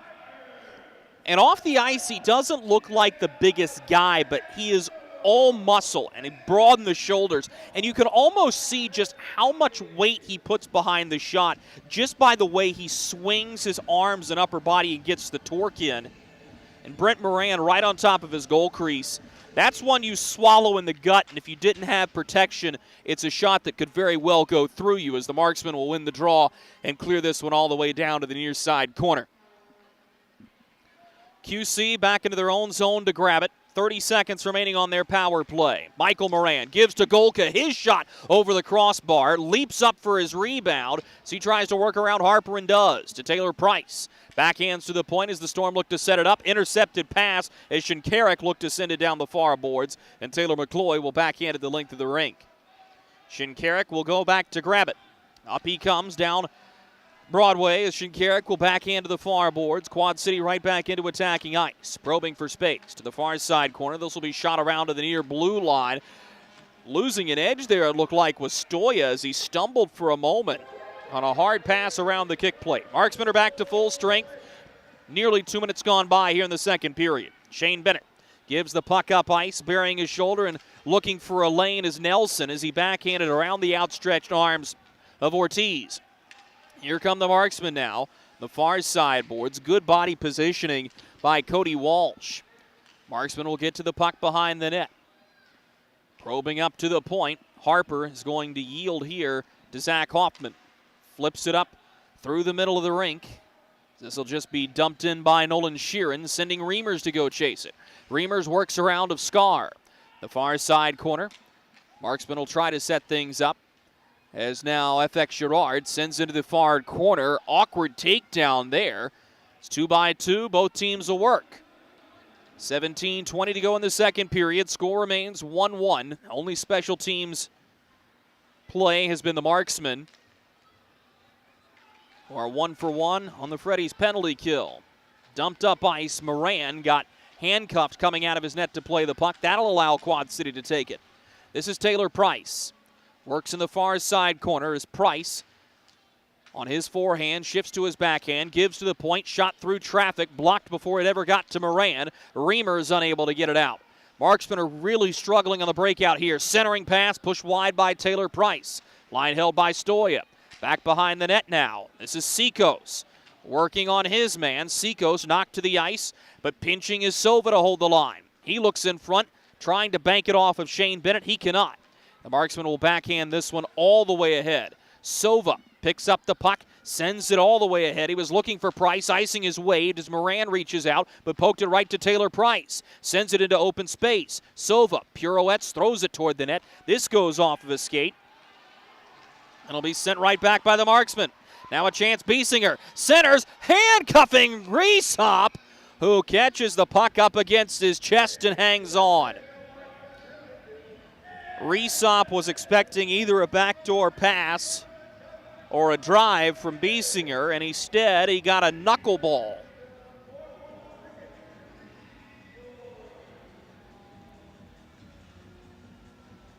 Face-off will go to the glove side of Kevin Reesop. And for those of you watching along that think that save is routine, it's a shot that's coming in at all of 7 miles an hour. Throws off the goaltender's timing. That's a tough save. Golka takes a cold shoulder as Biesinger had the puck knocked from his stick. Marksman will reset as Oliveri dumps it in. Bednard and Biesinger ran into each other, so no forecheck, and a routine first breakout pass and second. Marksman will swarm the puck at the red line, though. Here's Bednard burying his shoulder, trying to drive, but Kyle Gaspari calls the Marksman for being offside. 15:47 to go in this second period. Chances both ways early. Neither team able to convert here in the middle frame of regulation.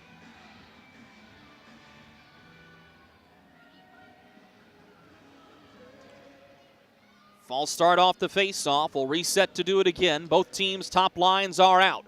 Bednard trying to dig the puck out. He dug it free, but right into the clutches of Moran. Now Quad City's ahead of the attacking blue line. Fries turns to Moran, who spin it toward the net. Marksman will swarm the puck in the near side corner.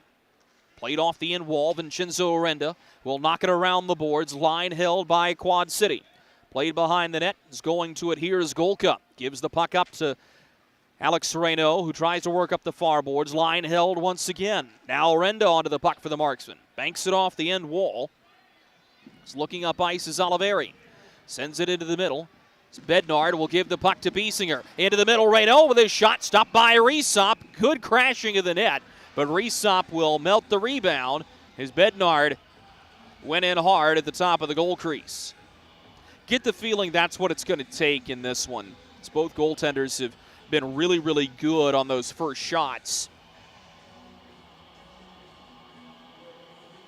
Attacking zone draw for the Marksmen, and this is where they want to be. Especially after seeing the ice tilted in the Storm's favor at the end of that first period. Fayetteville really looking to clean things up in the offensive zone and hold longer possessions. Jarrett Cupp works against Alex Scarr. Gave a pass back up to the point as he was looking for help for Wilson. Stolen away and could be a 2-on-1 for Quad City. Centering pass. Bennett shoots. Moran says no and got a toe to the rebound. A good chance goes by the wayside as Quad City's denied. Now Taylor McCloy gets to the puck. Sends it up in the air. It will be settled. He's playing pitch and catch along the blue line as Walsh. Sent it up to the far side wing. That hops over the stick of the intended recipient, who is Mangone. This is icing, but it will take us to a pause. 14:31 to go in the second period. 1-1, the score remains. At Carolina's Dentists and Spring Lake Oral Surgery, we believe in creating a positively different experience. We are proud to serve Eastern North Carolina, including Fayetteville, Spring Lake, and Rayford. We use the best in dental technique and technology to make Carolina's Dentist your one-stop shop for quality dental care and oral care. Book your appointment today to come experience the Carolina's Dentist difference.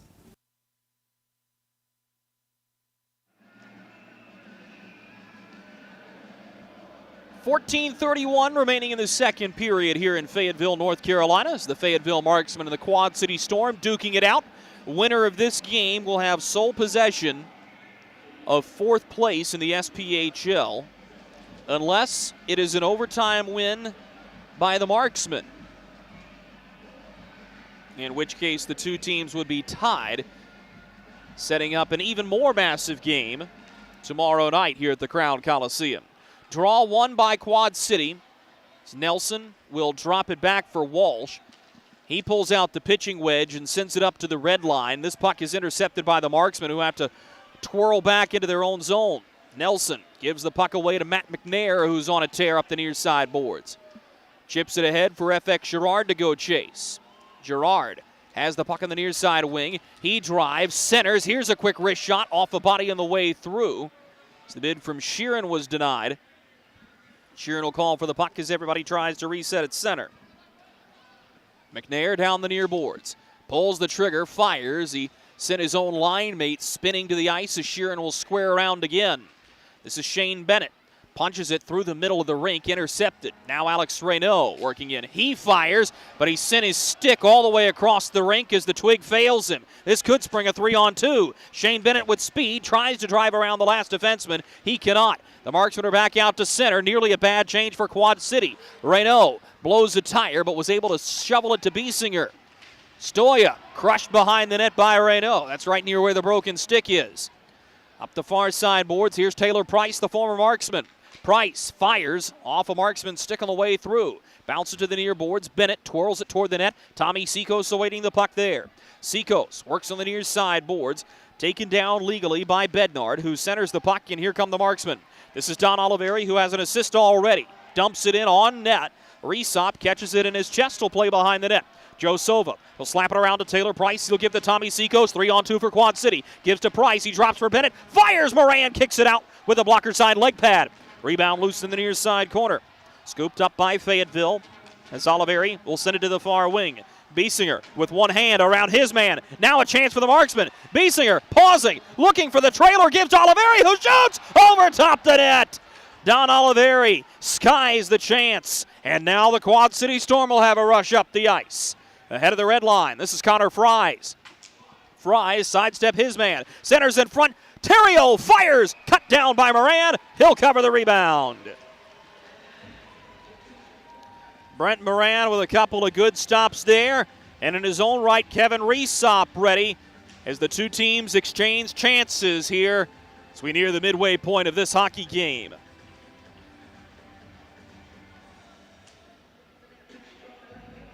That last rush especially dangerous for Quad City. And told you in Marksman pregame, Fayetteville does not want to play the up and down game. They don't want to get in a track meet.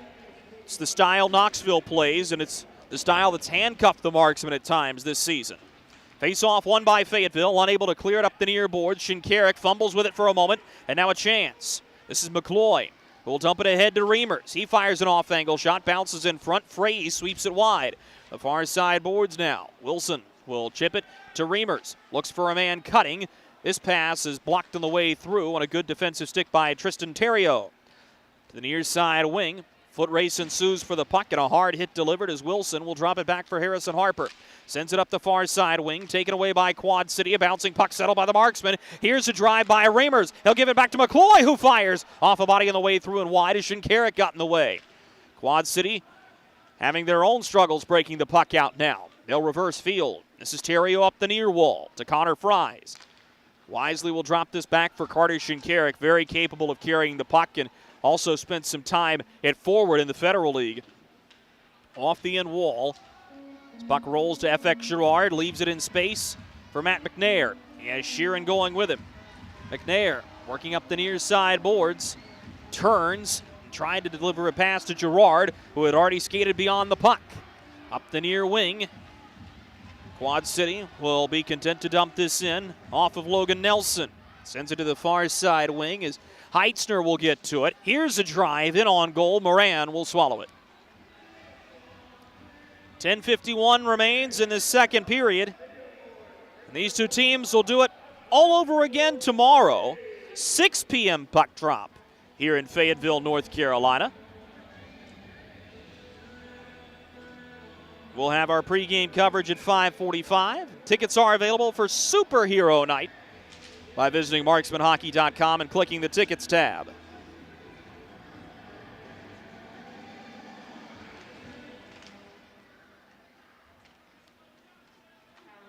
This one's chipped up to the near side wing. Fayetteville will send it right up to center. This will be dumped in, bounces once, and going back to grab it, Estoya nearly gave it away. Marksman swarm, now a chance. Reesop with a blocker, got a piece of the drive from Biesinger at the near face-off circle. A bouncing puck at the tops of the circle will just be sent up ice, backhanded ahead. Intercepted by Quad City at the red line, then stolen away. Biesinger has a lane. Sova calmly plays it on his backhand and quelches the chance. Marksmen are going to reset at the red line. This is Vincenzo Renda. Spins it to the near boards. Looked at Oliveri for a moment. He's now driving back as Biesinger with it. 10 minutes to go in the second period. 1-1 the score remains. Biesinger sends to the far side boards. This is Bednar trying to set things up. His pass is intercepted, and Quad City's out to center. Shane Bennett down the near side boards. Looking for a lane, fires an off-angle shot. Sikos holds the line on the far boards. Shovels a backhand pass to Bennett, who looked to center. He had Price in front, got it there, but Reimers takes the passing lane away. Now Price cuts it down legally as he tries to work up the far boards, using his physical presence with a couple of shoves given. Sikos now will work behind the net. Tommy Sikos runs into Vincenzo Renda. He's tackled. Puck jostles free. Marksman cleared up the far boards. Quad City holds the line. Here's a shot through traffic. Moran says no. The rebound swept to the near boards. Circling with it, here's Taylor Price. He turns and fires a shot that was affected on the way through by Bednard. Quad City having their way in the attacking zone again. Circling up to the point is Bennett. He'll drop to the far side wing. Chipped in front for Sikos, who had it roll off of his forehand. Tommy Sikos gives to the point. Terrio sends a drive. Caught and held on to by Moran. 8:56 to go in the second period. Brent Moran holding down the fort with his number opposite, Kevin Reesop. A good one brewing here. Hey you. Are you hearing this but not seeing this? You can change that. Follow along with the entire season of Fayetteville Marksmen hockey on Hockey TV. Visit hockeytv.com/subscriptions and get the SPHL TV package to watch every single Fayetteville Marksmen road game this year. That's hockeytv.com/subscriptions.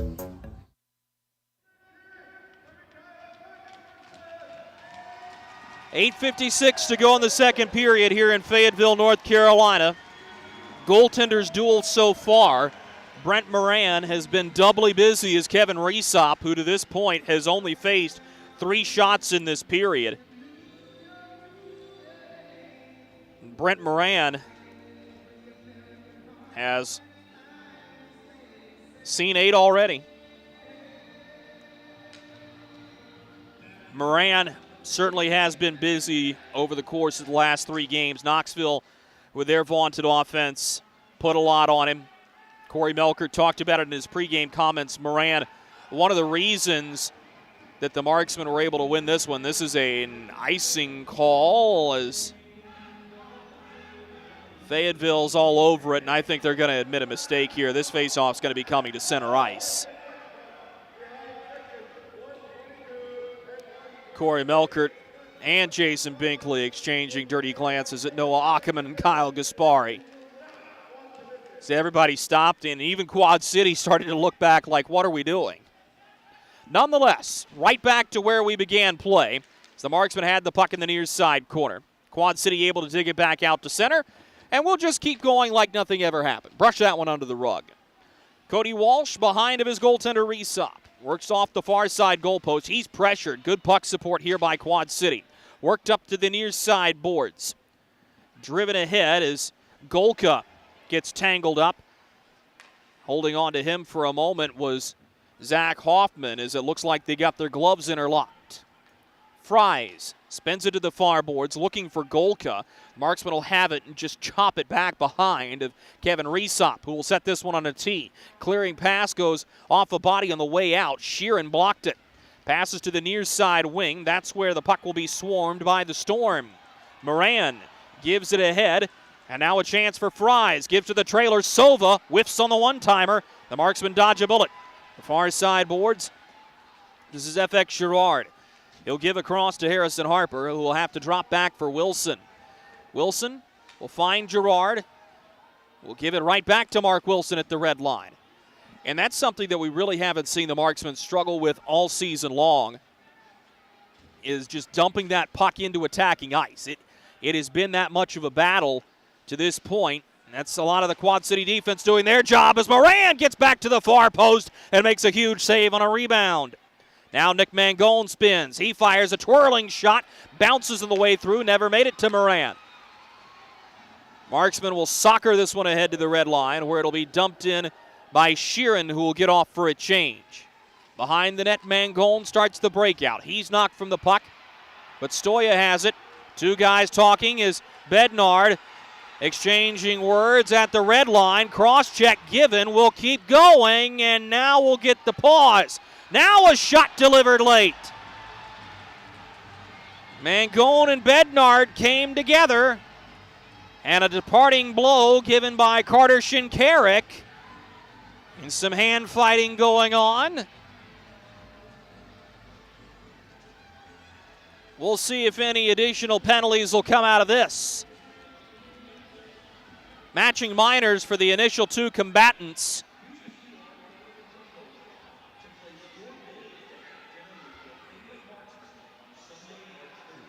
We'll see how this one gets shaken out. Things are starting to get testy. Bednard will go to the box here. A chorus of boos raining down. I don't believe anybody's going to go from Quad City. Not that I've seen so far. That was not the initial indication that was given. And now here we go.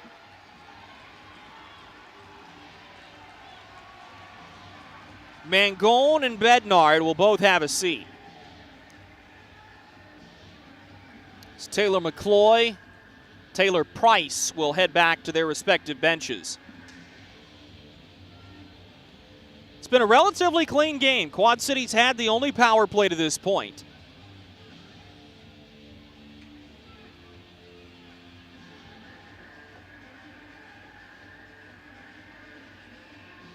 It's both teams mulling about at their benches. 6:43 to go in the second period. And an extra player heading to the Quad City bench.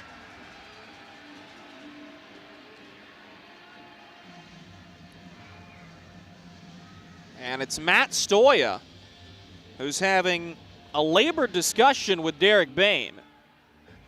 He's got to be careful here. He's well inside the official semicircle. He'll go back to the bench. Joe Sova comes over. Sova's a guy who's played a long time. Inspiration with his battle against cancer, and story was told via social media, and undoubtedly at a meaningful night as it is everywhere. Hockey Fights Cancer Night in Quad City, and Stoya is going to be the extra man to the box. So out of all of this, Stoya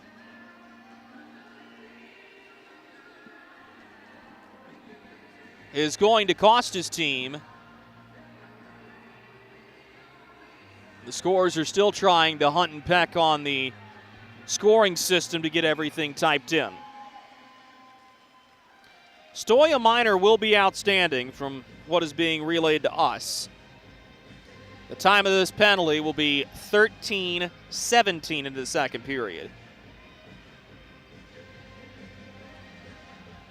Imagine that's going to be a roughing call, as I didn't see any official signal given.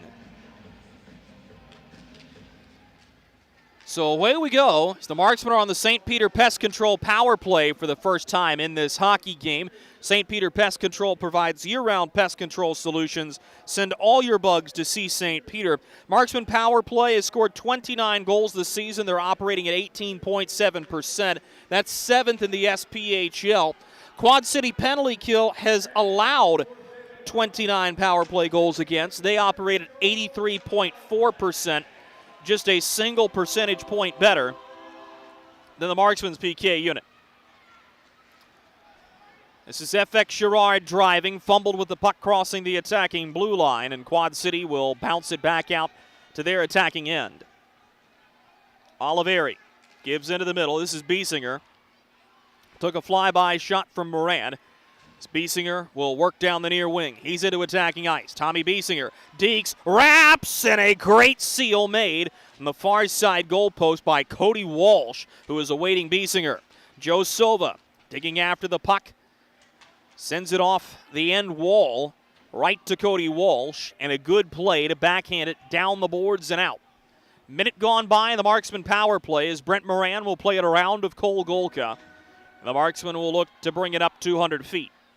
Oliveri will leave it in space as Reimers will carry the puck before turning back for Oliveri. Quick shovel pass across. That's Reimers. Gave to McCloy initially. The lane taken away by Seikos. He's upended but got it to center despite the contact. Marksman work on the far board. Seikos intercept. Shorthanded chance. Tommy Seikos on his backhand. Moran took it off the chest. Finds the rebound and covers. Not the power play the Marksmen wanted to have. 11 seconds to get a chance. 4:54 to go in the second period. Goodwin Brewing. We stay 1-1. Baby, we have spiders on every corner outside our house. Okay, I'll call someone to take care of it. Baby, we have fire ants all over the yard. All righty, I'll call someone else to take care of that. Baby, these mosquitoes, you have got to go. Here we go again. One call to St. Peter Pest Control provides all these services. Total pest protection for one low monthly payment. At St. Peter Pest Control, we send all your bugs to see St. Peter. 4:54 to go in the second period here from Fayetteville, North Carolina. Chances both sides in this middle frame. Goals for neither. Shorthanded chance by Tommy Seikos will mean his team, the Quad City Storm, can kill off 11 seconds of this shorthanded period with just a face-off win. Seikos wisely chips it forward and then goes crashing to the ice as he got tied up on the end wall. Puck is underneath him, kicked free, but he does his job. We're back to even strength. The Stoya is out of the box. Marksman will backhand it to the far wing. They're into attacking ice. So the puck gets tied up in a couple of bodies, chipped into the low slot. As Matt McNair will get to it. Sends it up to the point where Hoffman will roll it toward the net as it bounces into the near side corner instead. Right back up the near side half wall. Seekos sends it up ice looking for Shane Bennett.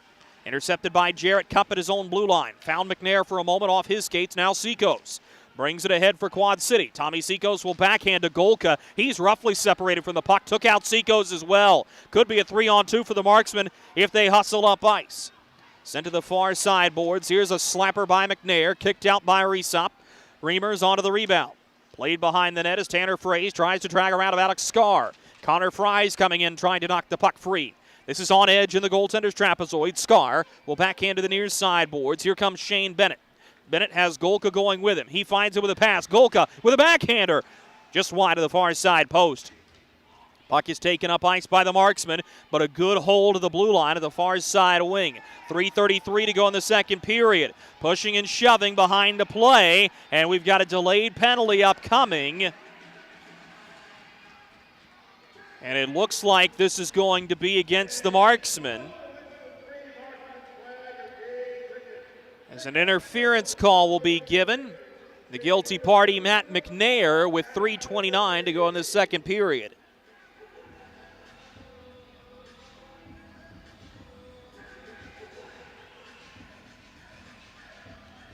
Marksmen will go a man down for the second time in the hockey game. This penalty comes 16:31 into the second period. Face off to the glove side of Moran. Told you about the importance of special teams during Marksman pregame. Both teams even in the category so far. But the ball clearly in the court of Quad City. Here's Bennett at the near face-off circle. He scores. Shane Bennett got the traffic he needed in front. Scores his second of the hockey game. The Quad City Storm take the lead on a power play marker by Shane Bennett, his 18th of the season. Took 8 seconds into the power play for Bennett to get that goal.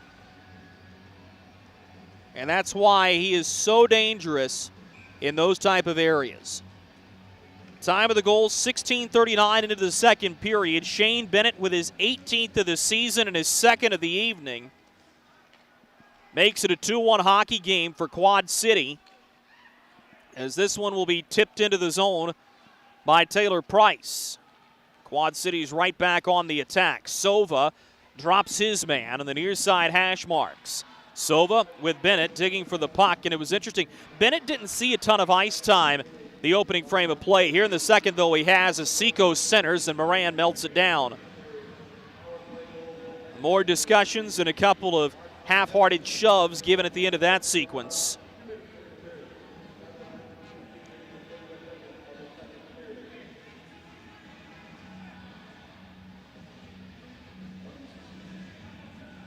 The face-off will be to the blocker side of Brent Moran.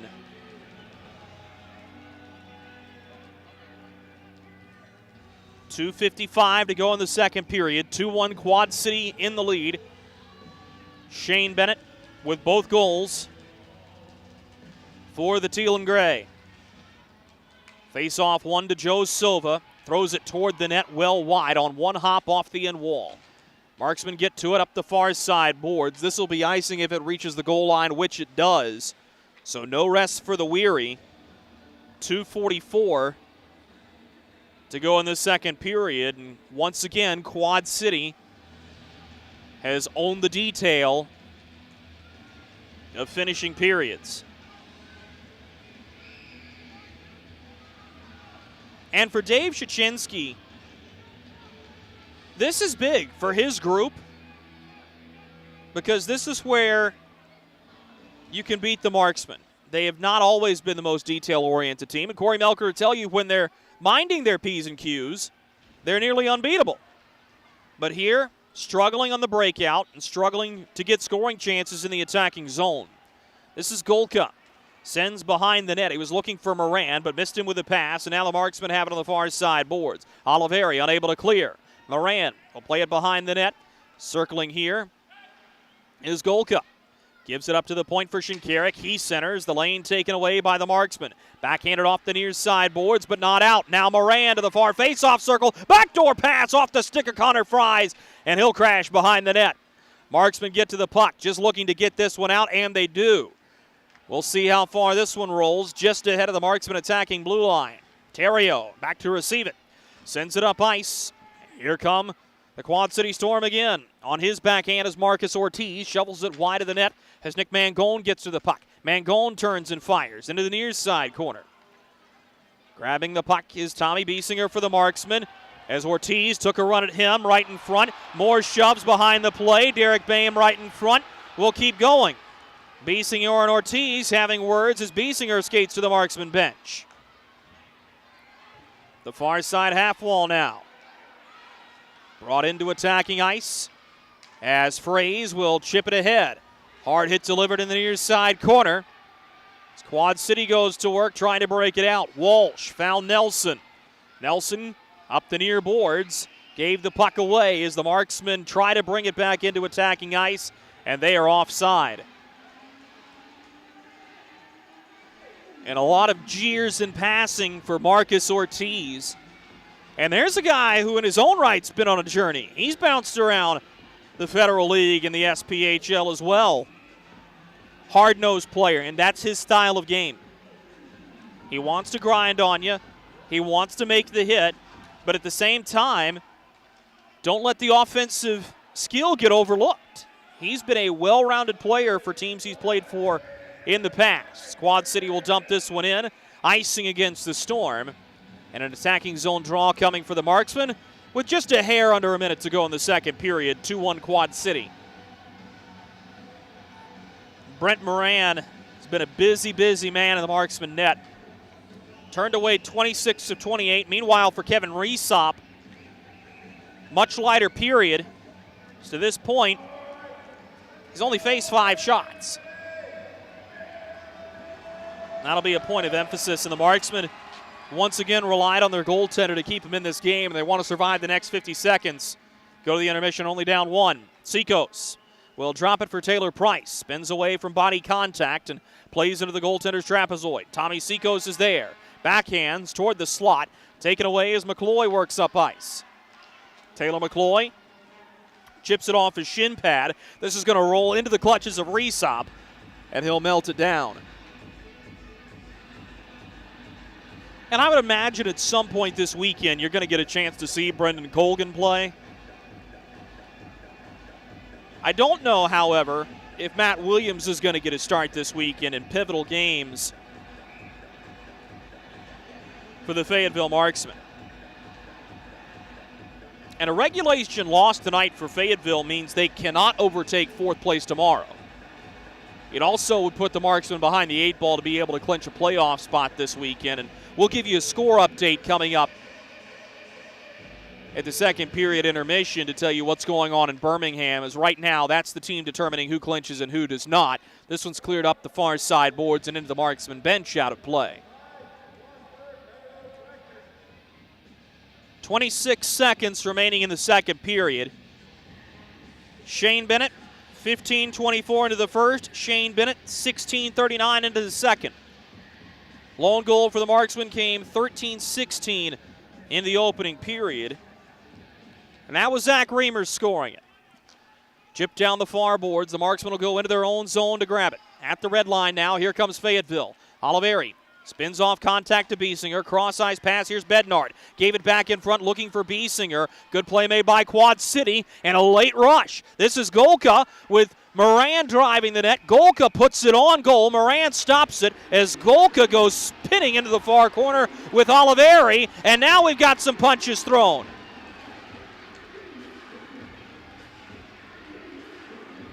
A little rock'em sock'em, and the fans on the front of the glass are loving it. 5 seconds to go in the second period. A couple more extracurricular activities here late in the frame.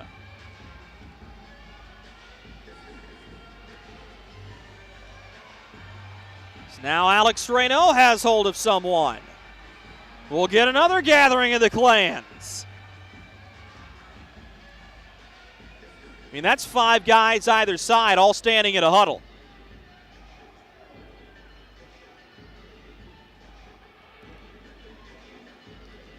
Drake Glover pulls out of the pile. We'll We'll see what Derek Boehm has to give out here.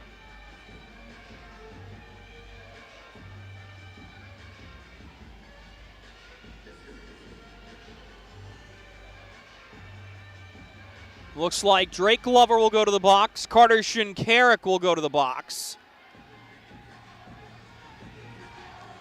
And now we'll have a conference. Maybe just that nice and tidy. And that's exactly what it's going to be. Glover will sit for 2. Shinkarik will sit for 2.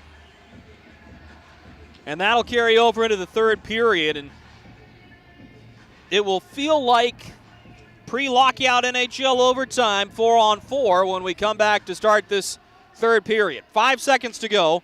Just enough time for a play if you win the draw. Neither team does cleanly, and that's where the horn will sound. Shane Bennett has the deciding goal at this point. It comes late in the second period, and through 40 minutes of play, the Quad City Storm have a 2-1 lead on the Fayetteville Marksmen. Shots on goal in the second period for Quad City, 13, and a game total of 28. For the Fayetteville Marksmen, 5, and a game total of 14. Strong effort from both of these two teams through 40 minutes. Sets up a fantastic finish. Coming up during our second period intermission report, we'll put the period on recap for you, and we'll also answer a couple of your listener-submitted questions from up here in the broadcast booth. This is Marksman Hockey. Unmute yourself. For some, it's just the sound of ice hitting heavy-duty plastic. But for us, it's the signal calling us back to the light. And to Greg's house, because he just got a new grill. Connecting to Hot Jams playlist.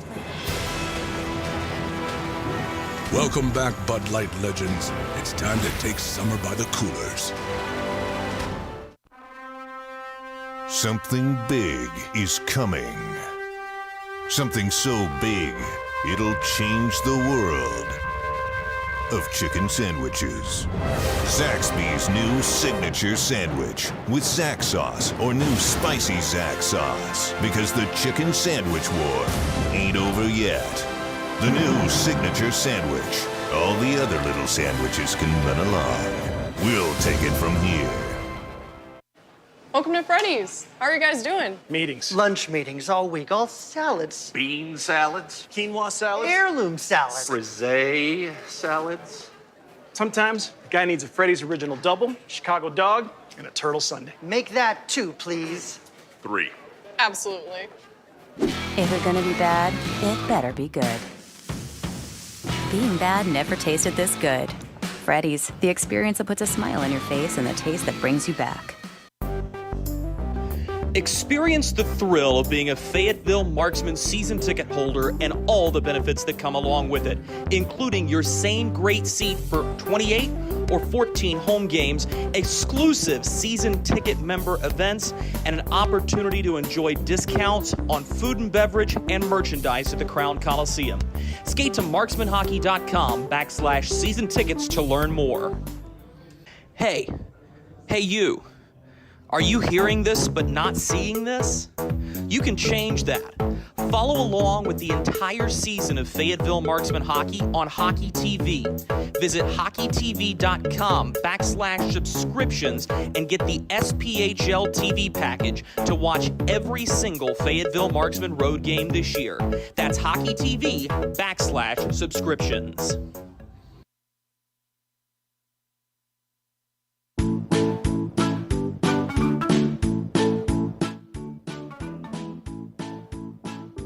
Mikey? Carolina's Dentists offers the best in oral care and technology. Hope you're brushing twice a day like we discussed. And don't forget to make that 6-month appointment, okay? We'd like to keep those pretty white teeth looking good for you.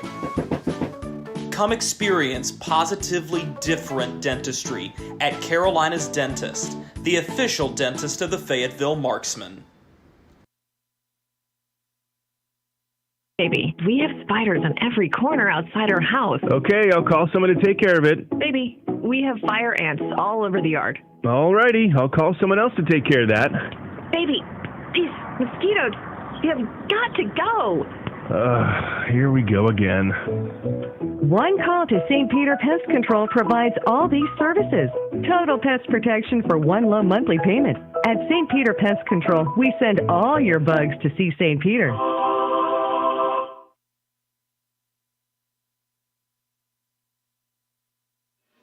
Welcome back to Fayetteville, North Carolina. Drew Blevins with you in the broadcast booth.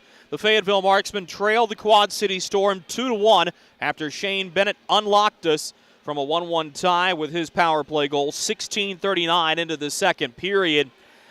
One of those periods that, if you have been following along with Marksman hockey, reminds me eerily of the second period in Brent Moran's very first game in this building way back on January 28th, almost a month ago to the day. And it was one that Corey Melkert called meaningless hockey. And it kind of felt like the Marksmen got tied up in that meaningless hockey again in this second period. And the whole thing about it is Fayetteville is a team that is going to compete with the league's tops when they're on their game.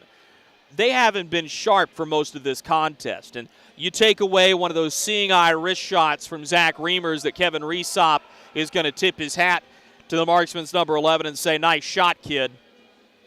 You're sitting in a much different frame of mind in a 2-0 game compared to 2-1. And you just kind of got this feeling that on that power play, that was going to be one of the straws that breaks the camel's back. And Shane Bennett is the guy to put the puck in the back of the net as he gets all the traffic he needs generated in front, and the puck goes in around Brent Moran. And that's a great play. Meanwhile, for Quad City, they've played this game exactly the way they want to. They have forced the Marksmen into their defensive zone. They've held possession plenty of times for extended amount of time. And that is why Fayetteville is really struggling to get anything going offensively, as Quad City has taken out the general avenue of a breakout, and the Marksmen haven't been able to hold long offensive possession. Look, Kevin Resop's been good. He hasn't been the best player on the ice so far tonight. That's belonged to Shane Bennett. And right behind him, Tommy Seacos has really been an engine that has driven this Quad City unit behind the top line. And I think Seacos has played a strong game. Joe Sova's played a strong game. And you saw there at the end of the period a little bit of chink starting to show in the Marksman armor as they're getting frustrated. Good news is they're only down a goal. And when you're playing in a one-goal hockey game, to use the old adage from the Stompin' Tom Connors song, the flick of a hockey stick can change it. And you are in a one-shot contest. And for the Marksmen, that's where you look back at the guy in your own goal crease, and you certainly tip your hat for Brent Moran having a strong second period. We're going to pause for these messages from our corporate partners. Coming back, we'll answer some of your questions right up here in the broadcast booth. This is Marksman Hockey.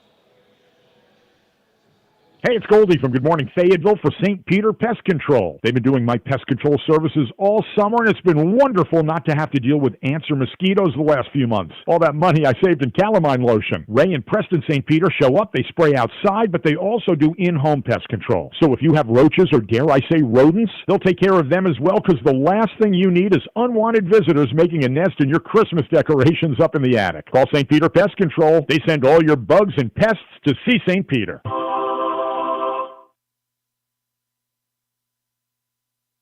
Since Spring Lake Oral Surgery, we believe in creating a positively different experience. We are proud to serve Eastern North Carolina, including Fayetteville, Spring Lake, and Bradford.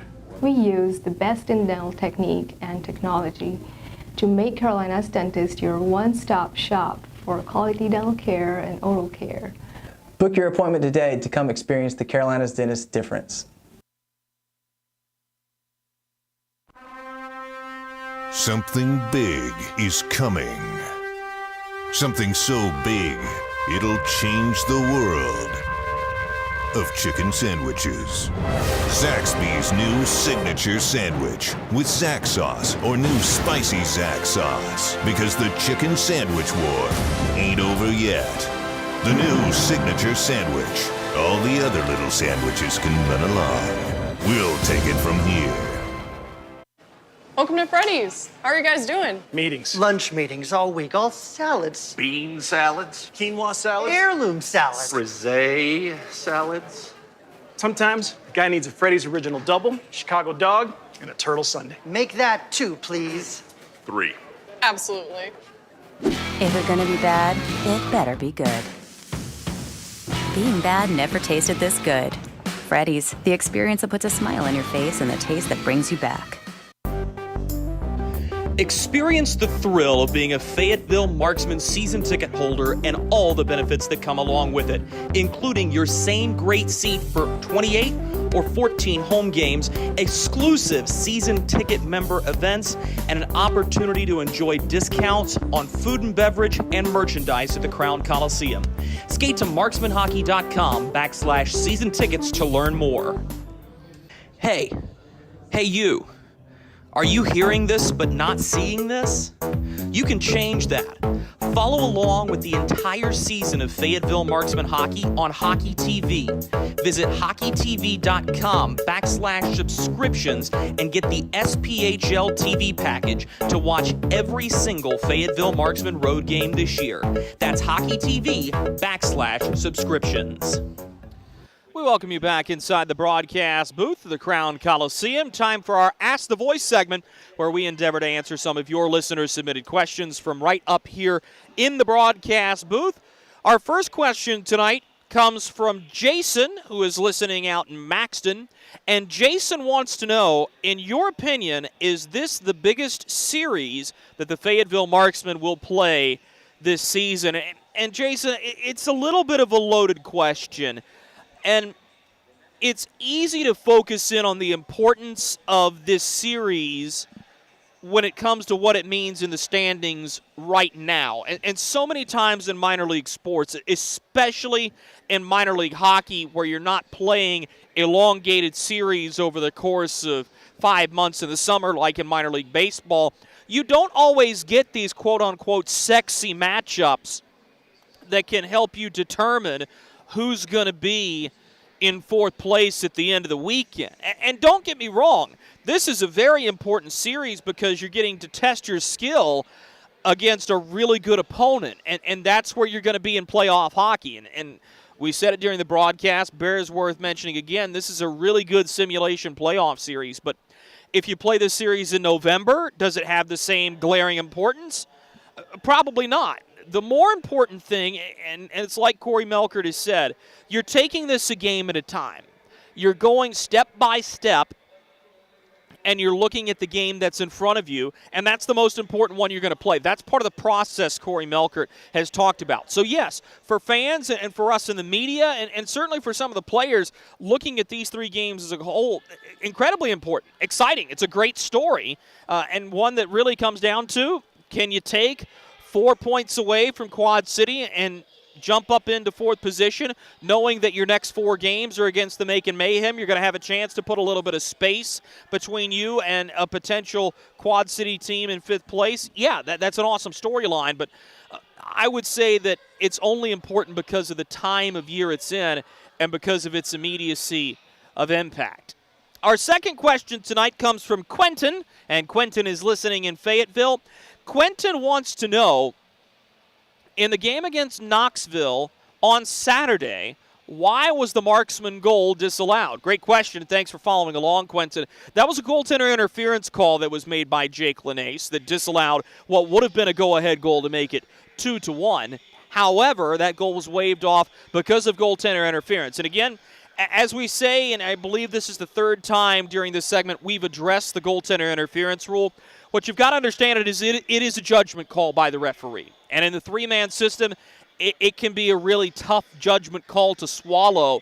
And there, as it is so many times, the judgment is, did the referee see that a Marksman player, and I believe it was Zach Reimers, did he go in front of the net and of his own volition make contact with Christian Stead, or was he affected? And in that case, it was of volition, and that's why that goal was disallowed. And we've talked ad nauseum about what is going on with goaltender interference and just the ins and outs of that rule. But fantastic question, and thank you so much to Quentin and Jason for their questions during the Ask the Voice segment. If you want to have one of your questions answered on a future edition of Ask the Voice, all you have to do is email me at dblevins, that's DBLEVINS, at marksmanhockey.com with your name, where you're listening from, and a good question about the game or the Fayetteville Marksmen. We'll be right back to take you on a spin around the SPHL after this.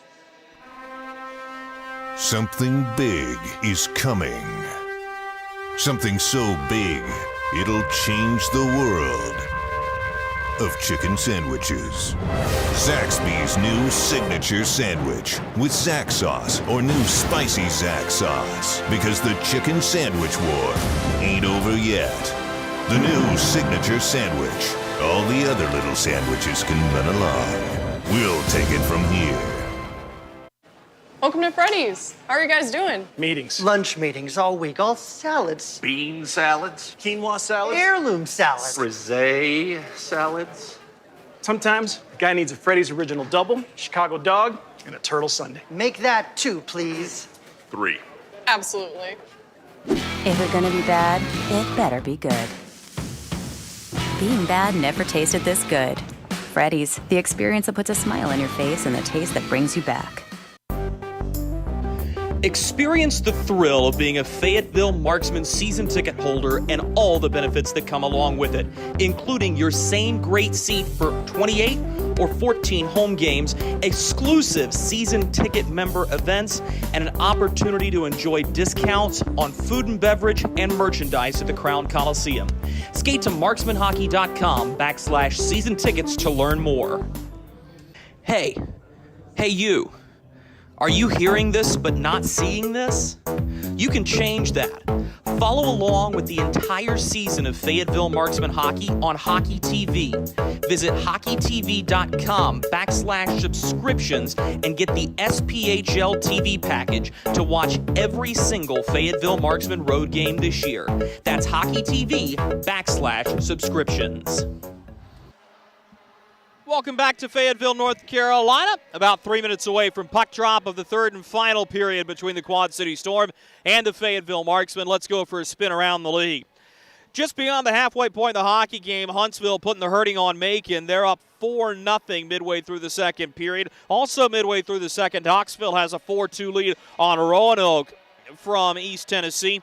Evansville with a surprising 2-1 lead over Peoria as the Rivermen are still stinging from last night's overtime loss to Vermilion County. And scoreless midway through the first, Birmingham and Pensacola. That's the game to keep an eye on, as with every Birmingham loss, teams that are in clinching position get a little bit closer to being able to clinch that playoff spot. 20 minutes to go in this one. And the Fayetteville Marksmen look for a come-from-behind victory. We'll bring it to you next.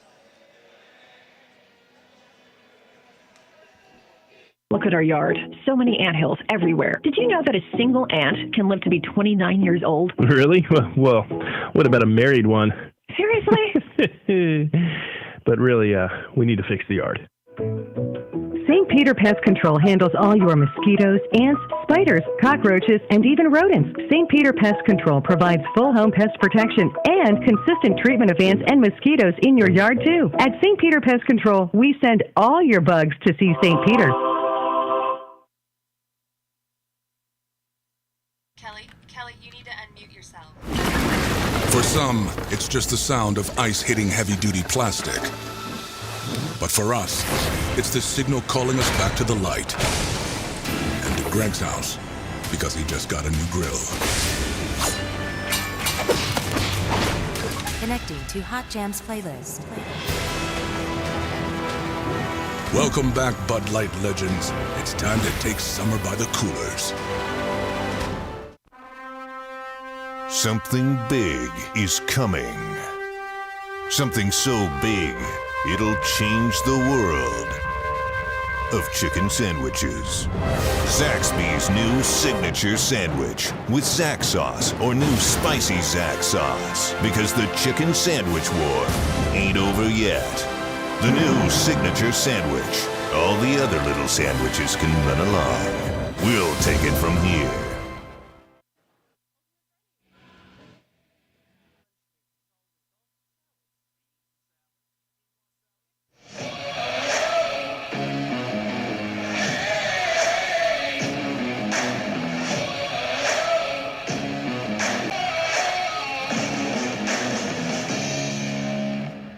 We welcome you back inside the Crown Coliseum, Fayetteville, North Carolina, the site of this one, and it's been a thriller.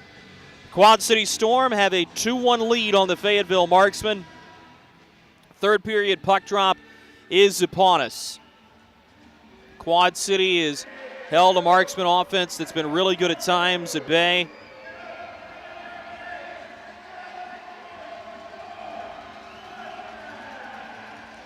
And we'll see if the Marksmen can muster a come-from-behind victory here in the final 20 minutes.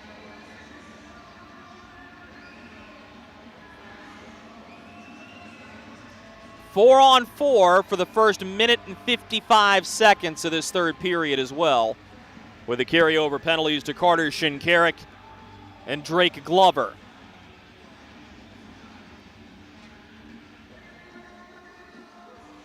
Not sure what the delay is here.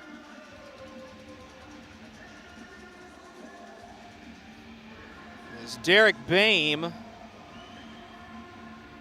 is conversing with Kyle Gaspari.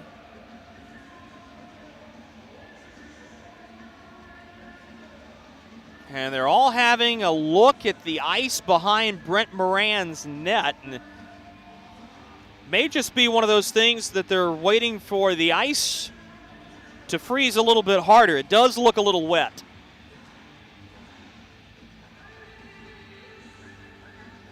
So everybody mulling about here, and of course this is what we call in my field penalty killing. These two teams furthest east and furthest west in the SPHL, 953 miles of terrain.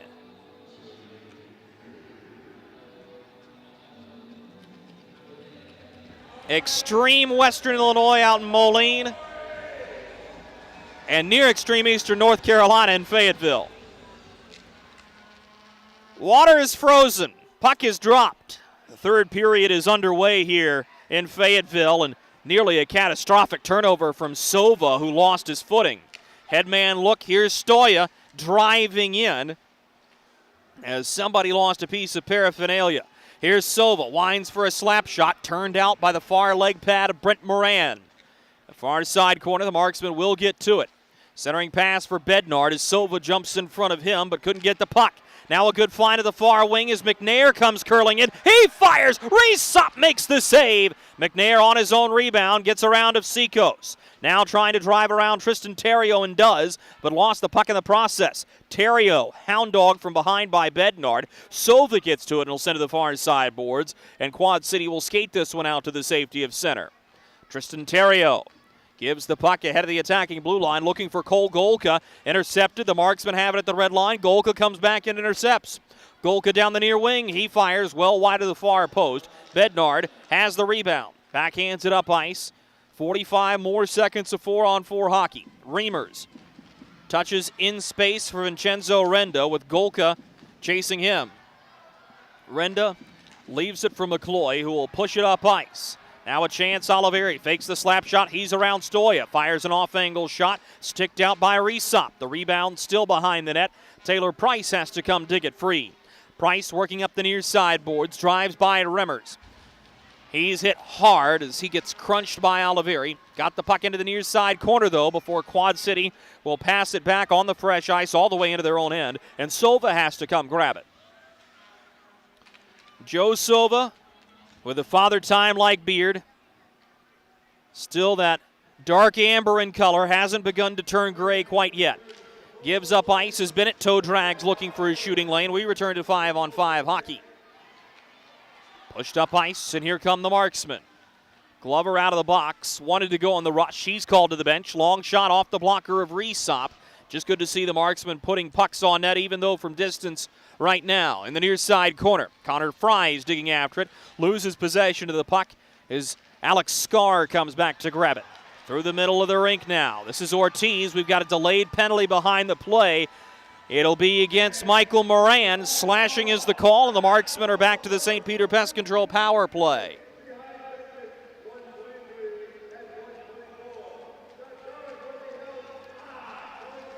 $17:34 to go in this third period.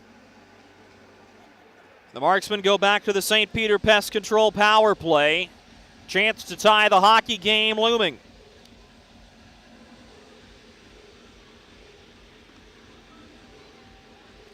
Face-off will be to the blocker side of Kevin Reesop. Hasn't been nearly as busy as his goaltending counterpart, but has been good when called upon. Oliveri gets it off the Marksman face-off win. Sends to the near face-off circle. Biesinger's drive is blocked by Sova, who played it between his legs with his hand to Seacos, who was not able to get it out. Now Biesinger to the point. Oliveri shovels to Shane Bednar to the far side half wall. Bednar will knock it below the goal line. Now a chance for the Marksmen. Centering pass. Biesinger fires. Reesop with a huge save. The rebound bounces out to the blue line. Biesinger reloading to Bednar at the far point. Centers to Oliveri. One-timer. Here it comes. Over top the net. Reesop reached up, but the puck was going high anyway. Biesinger at the top of the near circle. Sends behind the net. Glover looking in front, called for it. Instead, it'll bounce right back out. To the point, Oliveri calls for it. Bednar had it, found Biesinger bottom of the near circle. Tommy Biesinger will walk it to Oliveri. Right back for Biesinger between the face-off circles. Sends the pass low on the near side goal post as Fraze was unable to touch it in. Now to the near side corner. Biesinger holding the line here. Sends it into the corner one more time for Glover, who will give it up to the point. Biesinger looks at Oliveri, fakes the shot and finds Bednar, far side point. 50 to go on the power play. Long drive, rebound, great stop by Reesop twice, 3 times. Kevin Reesop, an unbelievable series of saves. And Quad City's right back out to center. And another huge hit by Oliveri at his defensive blue line.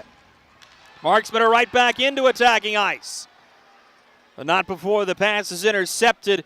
The tops of the face-off circles and cleared out. Kevin Reesop with 4 highlight reel saves in a row.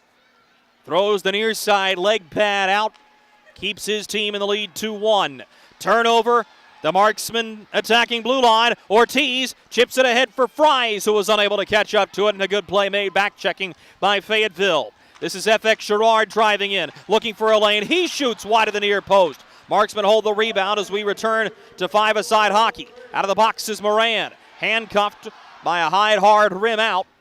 The Marksmen have it at the red line, near side boards. Chipped ahead, stolen by Walsh, who pushes up for Ortiz. He's got a lane, fires. Moran kicks it out.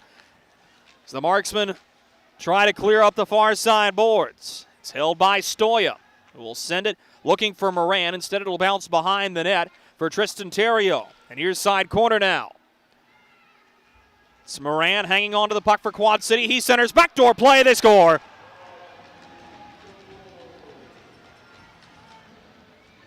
Kevin Reesop is not going to get an assist on that goal because the series of saves came at least a minute before. But he should be factored in to consideration on what will go down as Kyle Heitzner's goal to make it 3-1. And the air gets sucked out of the building with that marker. 14:58 to go in this third period as the goal comes 5:02 into the frame. Heitzner will have his third goal of the season, only his 4th point, but a big one here for what it means. Breathing room for the Quad City Storm after Fayetteville did almost everything but tie this hockey game. And now what was once a hill becomes a mountain seemingly. Far side board, Stoya will backhand it up ice. This one lands right into the grasp of Price, who takes a baseball bat swing at Hoffman, forcing him to give up the puck. And Tommy Seacos will drop it for Sova. Finds Price at the red line, who will shovel to the far side boards. Here's an off-angle wrist shot over Moran. Catches the corner boards and will drift back into center ice. This will be slapped all the way in around the kick plate. Shane Bennett stops it on the far side half wall and plays for Heitzner. He's punished by Jarrett Cupp, knocking the puck free for Hoffman. Backhands to Cup, who peers up ice. Cup will send it to Biesinger, who buries his head. He's got Reynaud driving the net and has to settle for playing it behind the cage. Walsh, pressured by Reynaud, coughs up the puck initially before it's pushed out to the far side boards, and here comes Nick Mangone.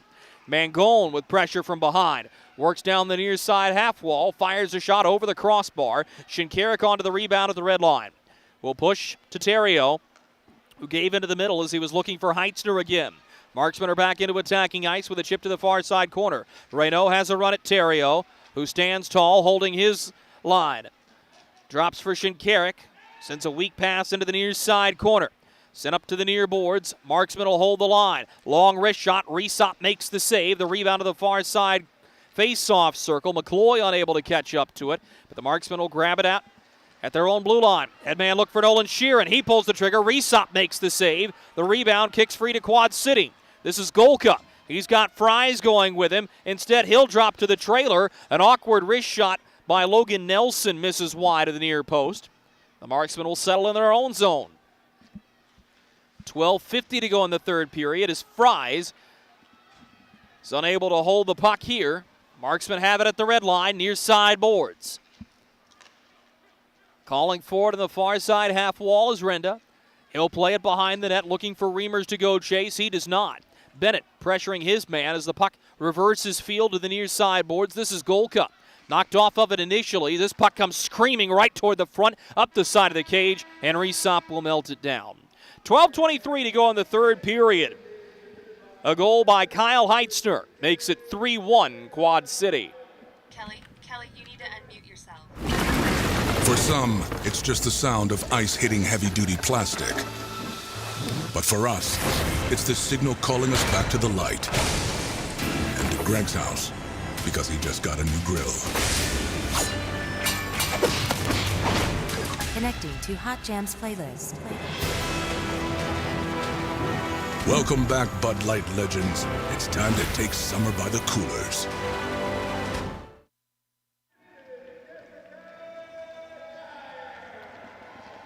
$12:23 to go in the third period of this one here in Fayetteville. The Quad City Storm out shooting the Marksmen at a clip of 31-21. And while the Marksmen have been able to put 6 shots on net here in this third period, they've yet to have another go in. Storm have done a really nice job combating long travel and turning it into a little bit of momentum for themselves, as at times they've really bullied the Marksmen in this game. Line is held by Fayetteville. Behind the net, this is Tanner Fraze on the puck. Survives a slash from Stoya.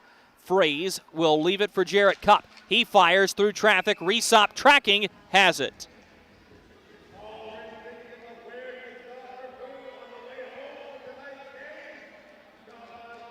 Good quality save there on a chance that could have been a lot worse. And a new line coming for Dave Shachinski.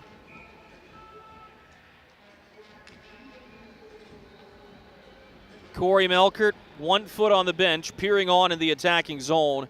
He and Jason Binkley been frustrated in this one. And I have no doubt you'll hear about that regardless of result going into the game tomorrow. Face-off will be to the glove side of Resop. Won cleanly by the Marksman. Push to Renda, who sets up Oliveri for a one-timer. That drops Sova, who's covering himself up as he's stung. Sova clearly in some pain. Picks up his stick but can't get to the bench as the Marksmen are right back into attacking ice. Sova, hobbled, has to handle the puck. Good play, but the second pass doesn't get out. So the Marksmen hold the line. The far side point, Renda sets up Oliveri. One-timer, rebound in front. Quad City's got it, and they're right back out to center. Sova severely hobbled, trying to get off. Here's a shot by Michael Moran, stopped by Brent with a late push from Biesinger and a couple on Michael Moran. So the training staff will rush to have a look at the veteran defenseman. Sova trying to get it moving in his own zone. 11:34 to go in this third period. And keeping a very close eye on number 49 for Quad City. gone back down. He sat on the bench, but he is bent double in pain. And takes some courage to get in front of a Don Oliveri one-timer, and Joe Sova is not short on that. Far side corner, Carter Shinkarik pinching into the play. Gives to Mangone, who turns the puck over in the trapezoid. Marksmen have it up the near side wall. Chipped all the way out. Puck is on edge and oscillating. It will make the goal line. This is icing.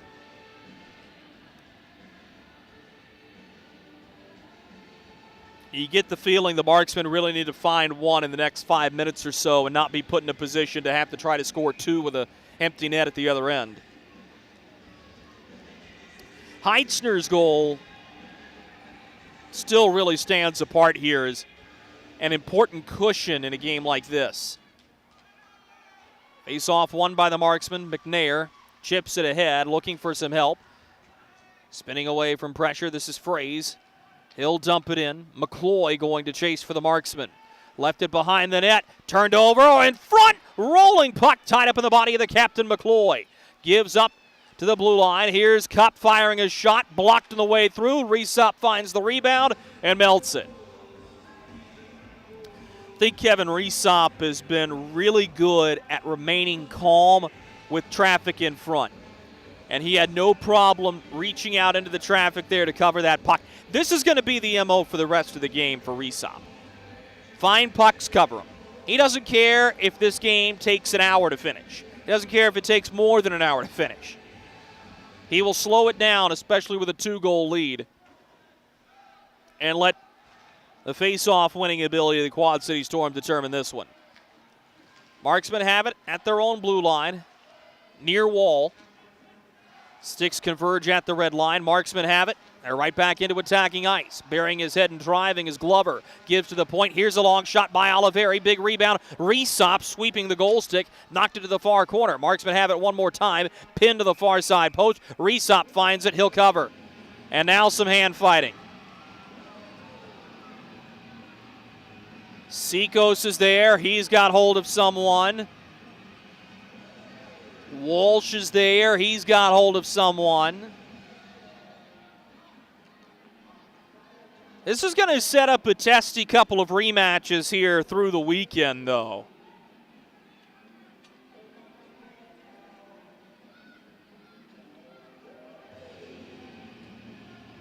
I don't think we're going to see any penalties come of this. Both teams will get fresh units on.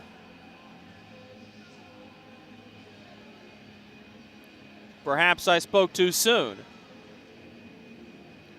We're going to go 4-on-4 again, as it'll be Bednard and Walsh to have matching minors. Third set of matching minors we've seen in this hockey game. And this could turn into a chance for the Marksmen if you've got enough gas left in the tank to play with speed.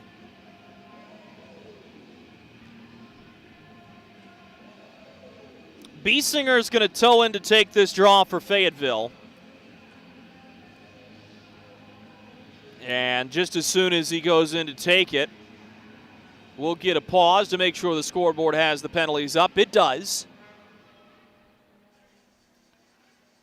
Nearly set and ready to go. 10:20 to go in the third period. 3-1 Quad City leading Fayetteville. Face off to the glove side of Kevin Resop in the Quad City end.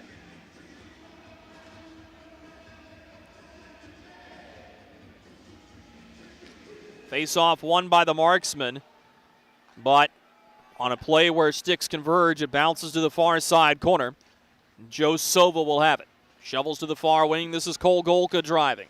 Golka stick checked at the tops of the face-off circles, springing a chance the other way. This is McNair, turning and awaiting reinforcements, finds Biesinger. He'll stop and back out to the point. Biesinger now, with Oliveri having his stick slashed out of his hands. Shot by McNair, blocked on the way through. Oliveri hollering for a penalty, will not get one. Backhanded to the near side corner. Stoyo will grab it, send it across for Sova. Just pushing up ice for Cole Golka. Golka down the far side wing, driving in. He fires over the crossbar and wide.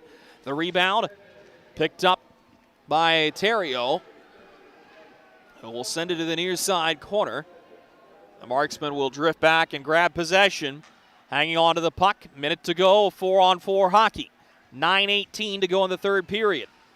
Driven up ice by Fayetteville. This is FX Girard, but a solid defensive stick by the last man back. That was Carter Shinkarik. He's reaching after the puck here. Hard takedown as Taylor Price came up high with his shove. We'll keep going. It's been a game where a lot's been let go both ways. What you could characterize as fairly fast and loose. FX Girard takes the puck away. We'll have it. The near side hash marks. Backhands into the near corner. Pulling out here, this is Sheeran looking for a lane. He'll drop. Long wrist shot over the crossbar. Rebound settled by FX Girard. Girard looking at the point.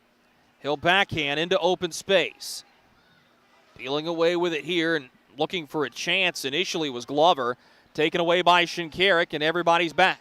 Shinkarik drops for Shane Bennett, working on 2 goals. He fires wide of the far post. Mangone will hold the line. Throws it toward the net. This shot is blocked by Hoffman. He'll punch it up ice, but the Marksmen are unable to hang on as Fraze was ahead with Reynaud. Quad City has it on their bench sideboards, just bouncing it up beyond center.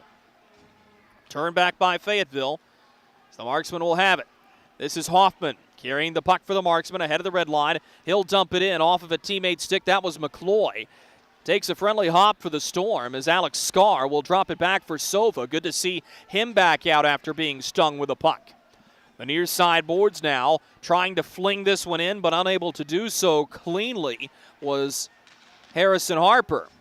The Marksmen just have to settle to chip it ahead of the attacking blue line with the sun getting low in this 3-1 hockey game.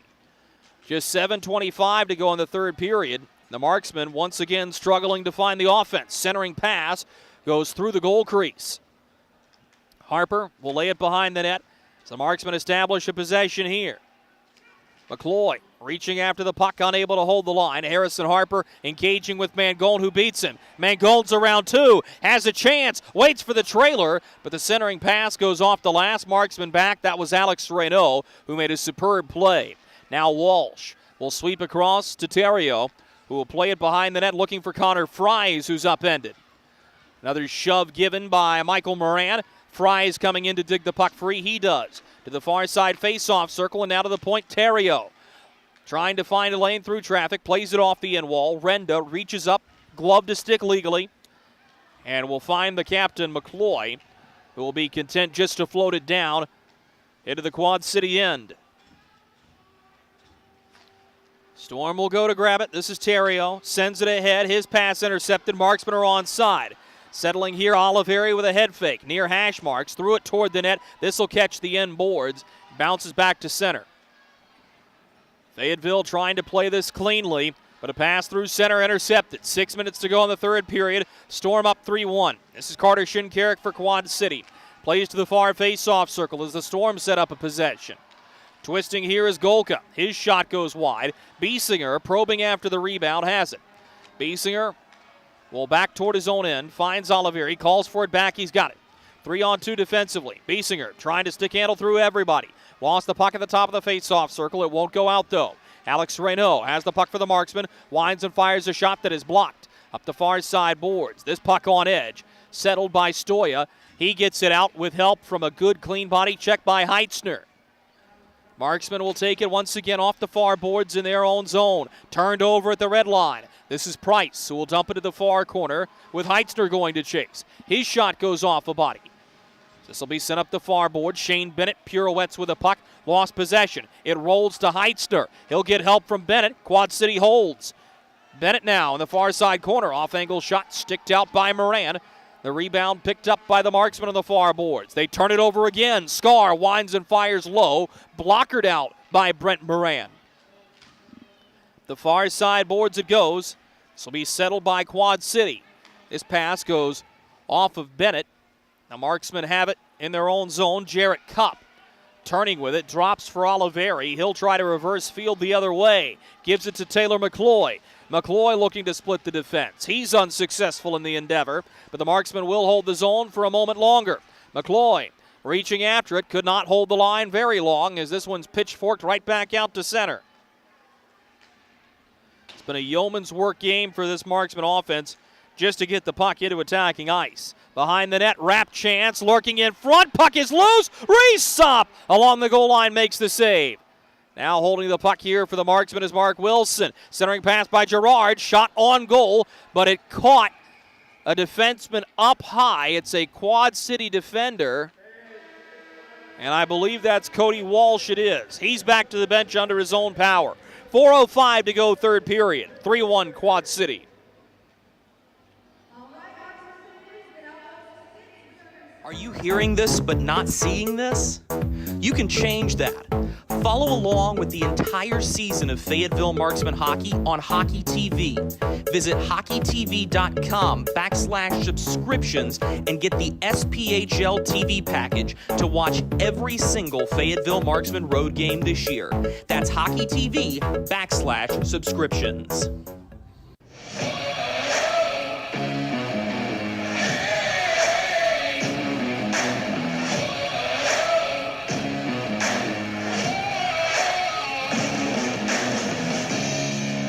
Welcome back to Fayetteville. Drew Blevins joining you in the broadcast booth here from the Crown Coliseum. The Fayetteville Marksmen need to find offense. They need to find it in a hurry. They're down 3-1 to the Quad City Storm with 4:05 to go in the third period.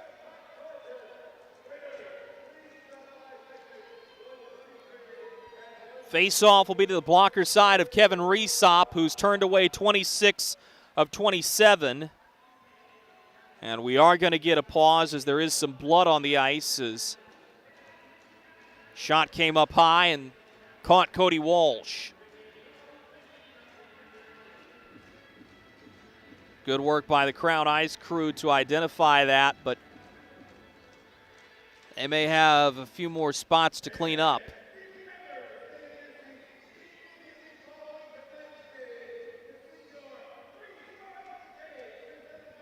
Put this game on reset for you. The Marksmen open the scoring. Zach Reimers, 13-16 into the first period. His fifth goal of the season from Don Oliveri and Tanner Fraze. And then at the end of the first period, Quad City tilted the ice in their favor. Shane Bennett scoring his first of two on the evening, 15-24 into the frame. He would get the go-ahead goal on the power play just 8 seconds into it, 16:39 into the second. And then right after a series of giant stops from Kevin Reesop, Kyle Heitzner scores to make it 3-1. That goal's the one that stands out to me, though, is Reesop, without those saves, does not spurn a rush, probably looking at a tie game. But if he doesn't keep that play going or has to lean back and cover the puck, that goal's probably not scored. Sova overskates it here as Reimers goes crashing after the puck. Sova dropped 2-by-2 in the near side corner. It comes out, Marksmen have it. Push to the near side point. Cup will give across to Oliveri. Winds and fires a slap shot. Reesop watching it. It was blocked by bodies on the way through before it ever made it to him. In the far side corner now, 3:40 to go third period. We'll keep an eye on Brent Moran for you. Up the far boards, Heitzner unable to get it out cleanly. Shinkarik pushing up ice, but Oliveri comes away with the puck. Low wrist shot kicked out by Reesop. This rebound is cleared. Now Heitzner has a man going with him. It's Golka. He'll fire himself. Brent Moran makes the save. Rebound in front. Fries. Toe drags. Oh, Moran got across to the blocker's side and kicked it out with a leg pad. Now a shot low, blocked by Oliveri. Marksman are to it as McCloy pitchforks it high in the air. Marcus Ortiz will track it down. Sends to Tristan Terrio, who will push up into center before calling for it back. Terrio dumps it in off of a Marksman stick to the far side corner. Behind the net, Fayetteville will take it.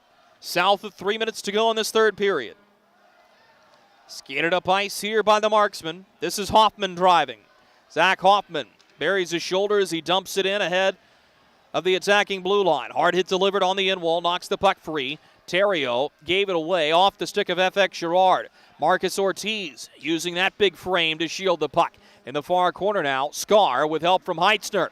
Lost the puck, centering pass off the backside of Ortiz. Picked up by FX Girard. Cross ice pass to Biesinger. Moran to the bench. We'll go 6-on-5 for the remainder of this one. 2:15 to go, third period. Long shot, tipped on goal. Reesop makes the save and freezes the puck. Parting shots delivered by Nick Mangone as he went sweeping after Biesinger. 2:13 to go in the third period. Marksmen pull the goaltender. We'll be right back to take you down the stretch right after this. Experience the thrill of being a Fayetteville Marksmen season ticket holder and all the benefits that come along with it, including your same great seat for 28 or 14 home games, exclusive season ticket member events, and an opportunity to enjoy discounts on food and beverage and merchandise at the Crown Coliseum. Skate to marksmanhockey.com/season tickets to learn more.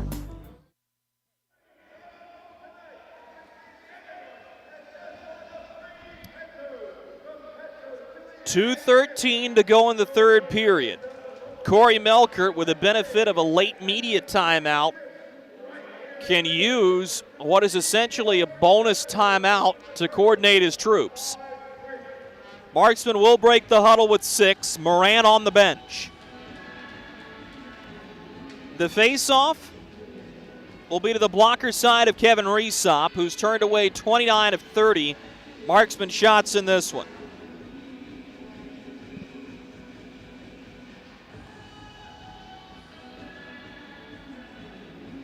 Here we go with the final 2:13. Face off to the near side circle in the Marksman zone. Fayetteville needing 2 to tie in this 3-1 game. The linesman goes down.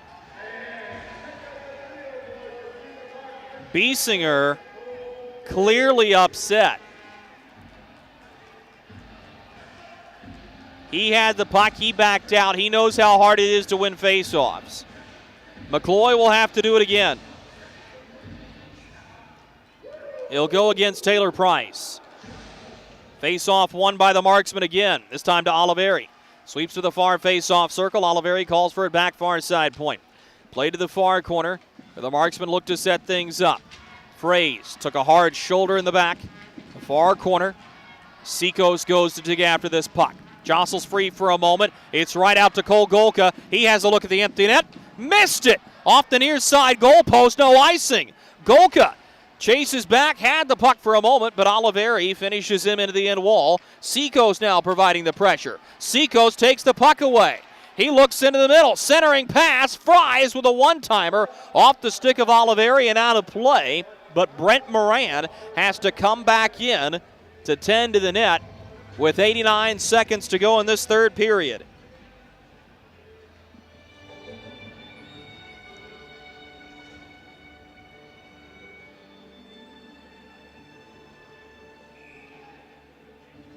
The face-off will go to the glove side of Moran.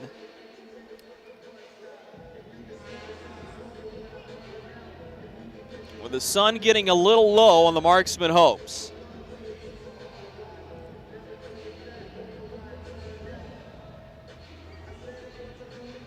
It may be a little too late for the Marksman defensive effort, as they have been able to stop the Quad City offensive surge, but have not had success in their attacking end. Here's a turnover in front. Wrist shot by Price. Stopped by Moran.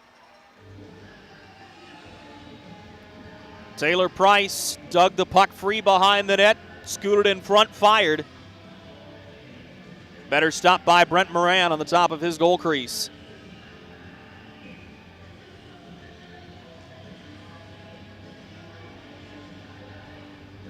So we'll do it all over again. Face-off won by Fayetteville into the near side corner. The Marksmen are going to turn from around their own end. Moran poised, ready to skate. Marksmen are ahead of the red line. Moran staying in the net for now. Staying, and now he goes. Up the near side boards. Marksmen will hold the line. The near corner. Centering pass taken away by Taylor Price. Unable to get the puck out of the zone. This one's lifted in off of a couple of Quad City skates. Out cleanly to center. Bennett unable to push it toward the empty net. The Marksmen get to it at the red line. Turning with it here, Glover lost it to Shane Bennett, trying to tie him up from behind, and he does with no penalty. That may have robbed Bennett of a hat trick. Now Taylor Price has it in the near side corner. 30 seconds to go. Moran spins it toward the empty net. Stolen away by Oliveri. He'll push it up ice. Here come the Marksmen. This is Biesinger burying his head. Tommy Biesinger in the near side corner. Looks to back it out to the near blue line. This is taken away.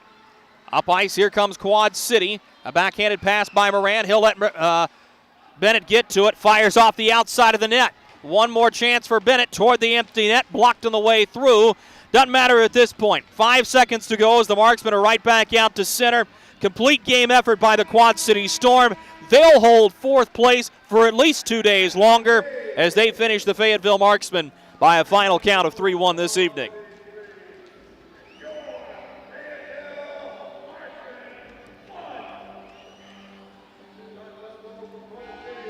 So the streak officially over. You get a gimme game to say you've won 10 of 11. The Quad City Storm have traveled across the better part of 2 time zones, and tonight they'll collect 2 points. Folks, don't turn that radio dial, or if you're on Hockey TV, get on over to the Marksman Radio Network for a Marksman postgame, or we'll put this one on reset for you right after this. Something big is coming. Something so big, it'll change the world of chicken sandwiches. Zaxby's new signature sandwich with Zax sauce or new spicy Zax sauce. Because the chicken sandwich war ain't over yet. The new signature sandwich. All the other little sandwiches can run along. We'll take it from here. Welcome to Freddy's. How are you guys doing? Meetings. Lunch meetings all week, all salads. Bean salads. Quinoa salads. Heirloom salads. Frisee salads. Sometimes a guy needs a Freddy's Original Double, Chicago Dog, and a Turtle Sundae. Make that 2, please. 3. Absolutely. If you're gonna be bad, it better be good. Being bad never tasted this good. Freddy's, the experience that puts a smile on your face and the taste that brings you back. Experience the thrill of being a Fayetteville Marksmen season ticket holder and all the benefits that come along with it, including your same great seat for 28 or 14 home games, exclusive season ticket member events, and an opportunity to enjoy discounts on food and beverage and merchandise at the Crown Coliseum. Skate to marksmanhockey.com/season tickets to learn more. Hey you. Are you hearing this but not seeing this? You can change that. Follow along with the entire season of Fayetteville Marksmen hockey on Hockey TV. Visit hockeytv.com/subscriptions and get the SPHL TV package to watch every single Fayetteville Marksmen road game this year. That's hockeytv.com/subscriptions.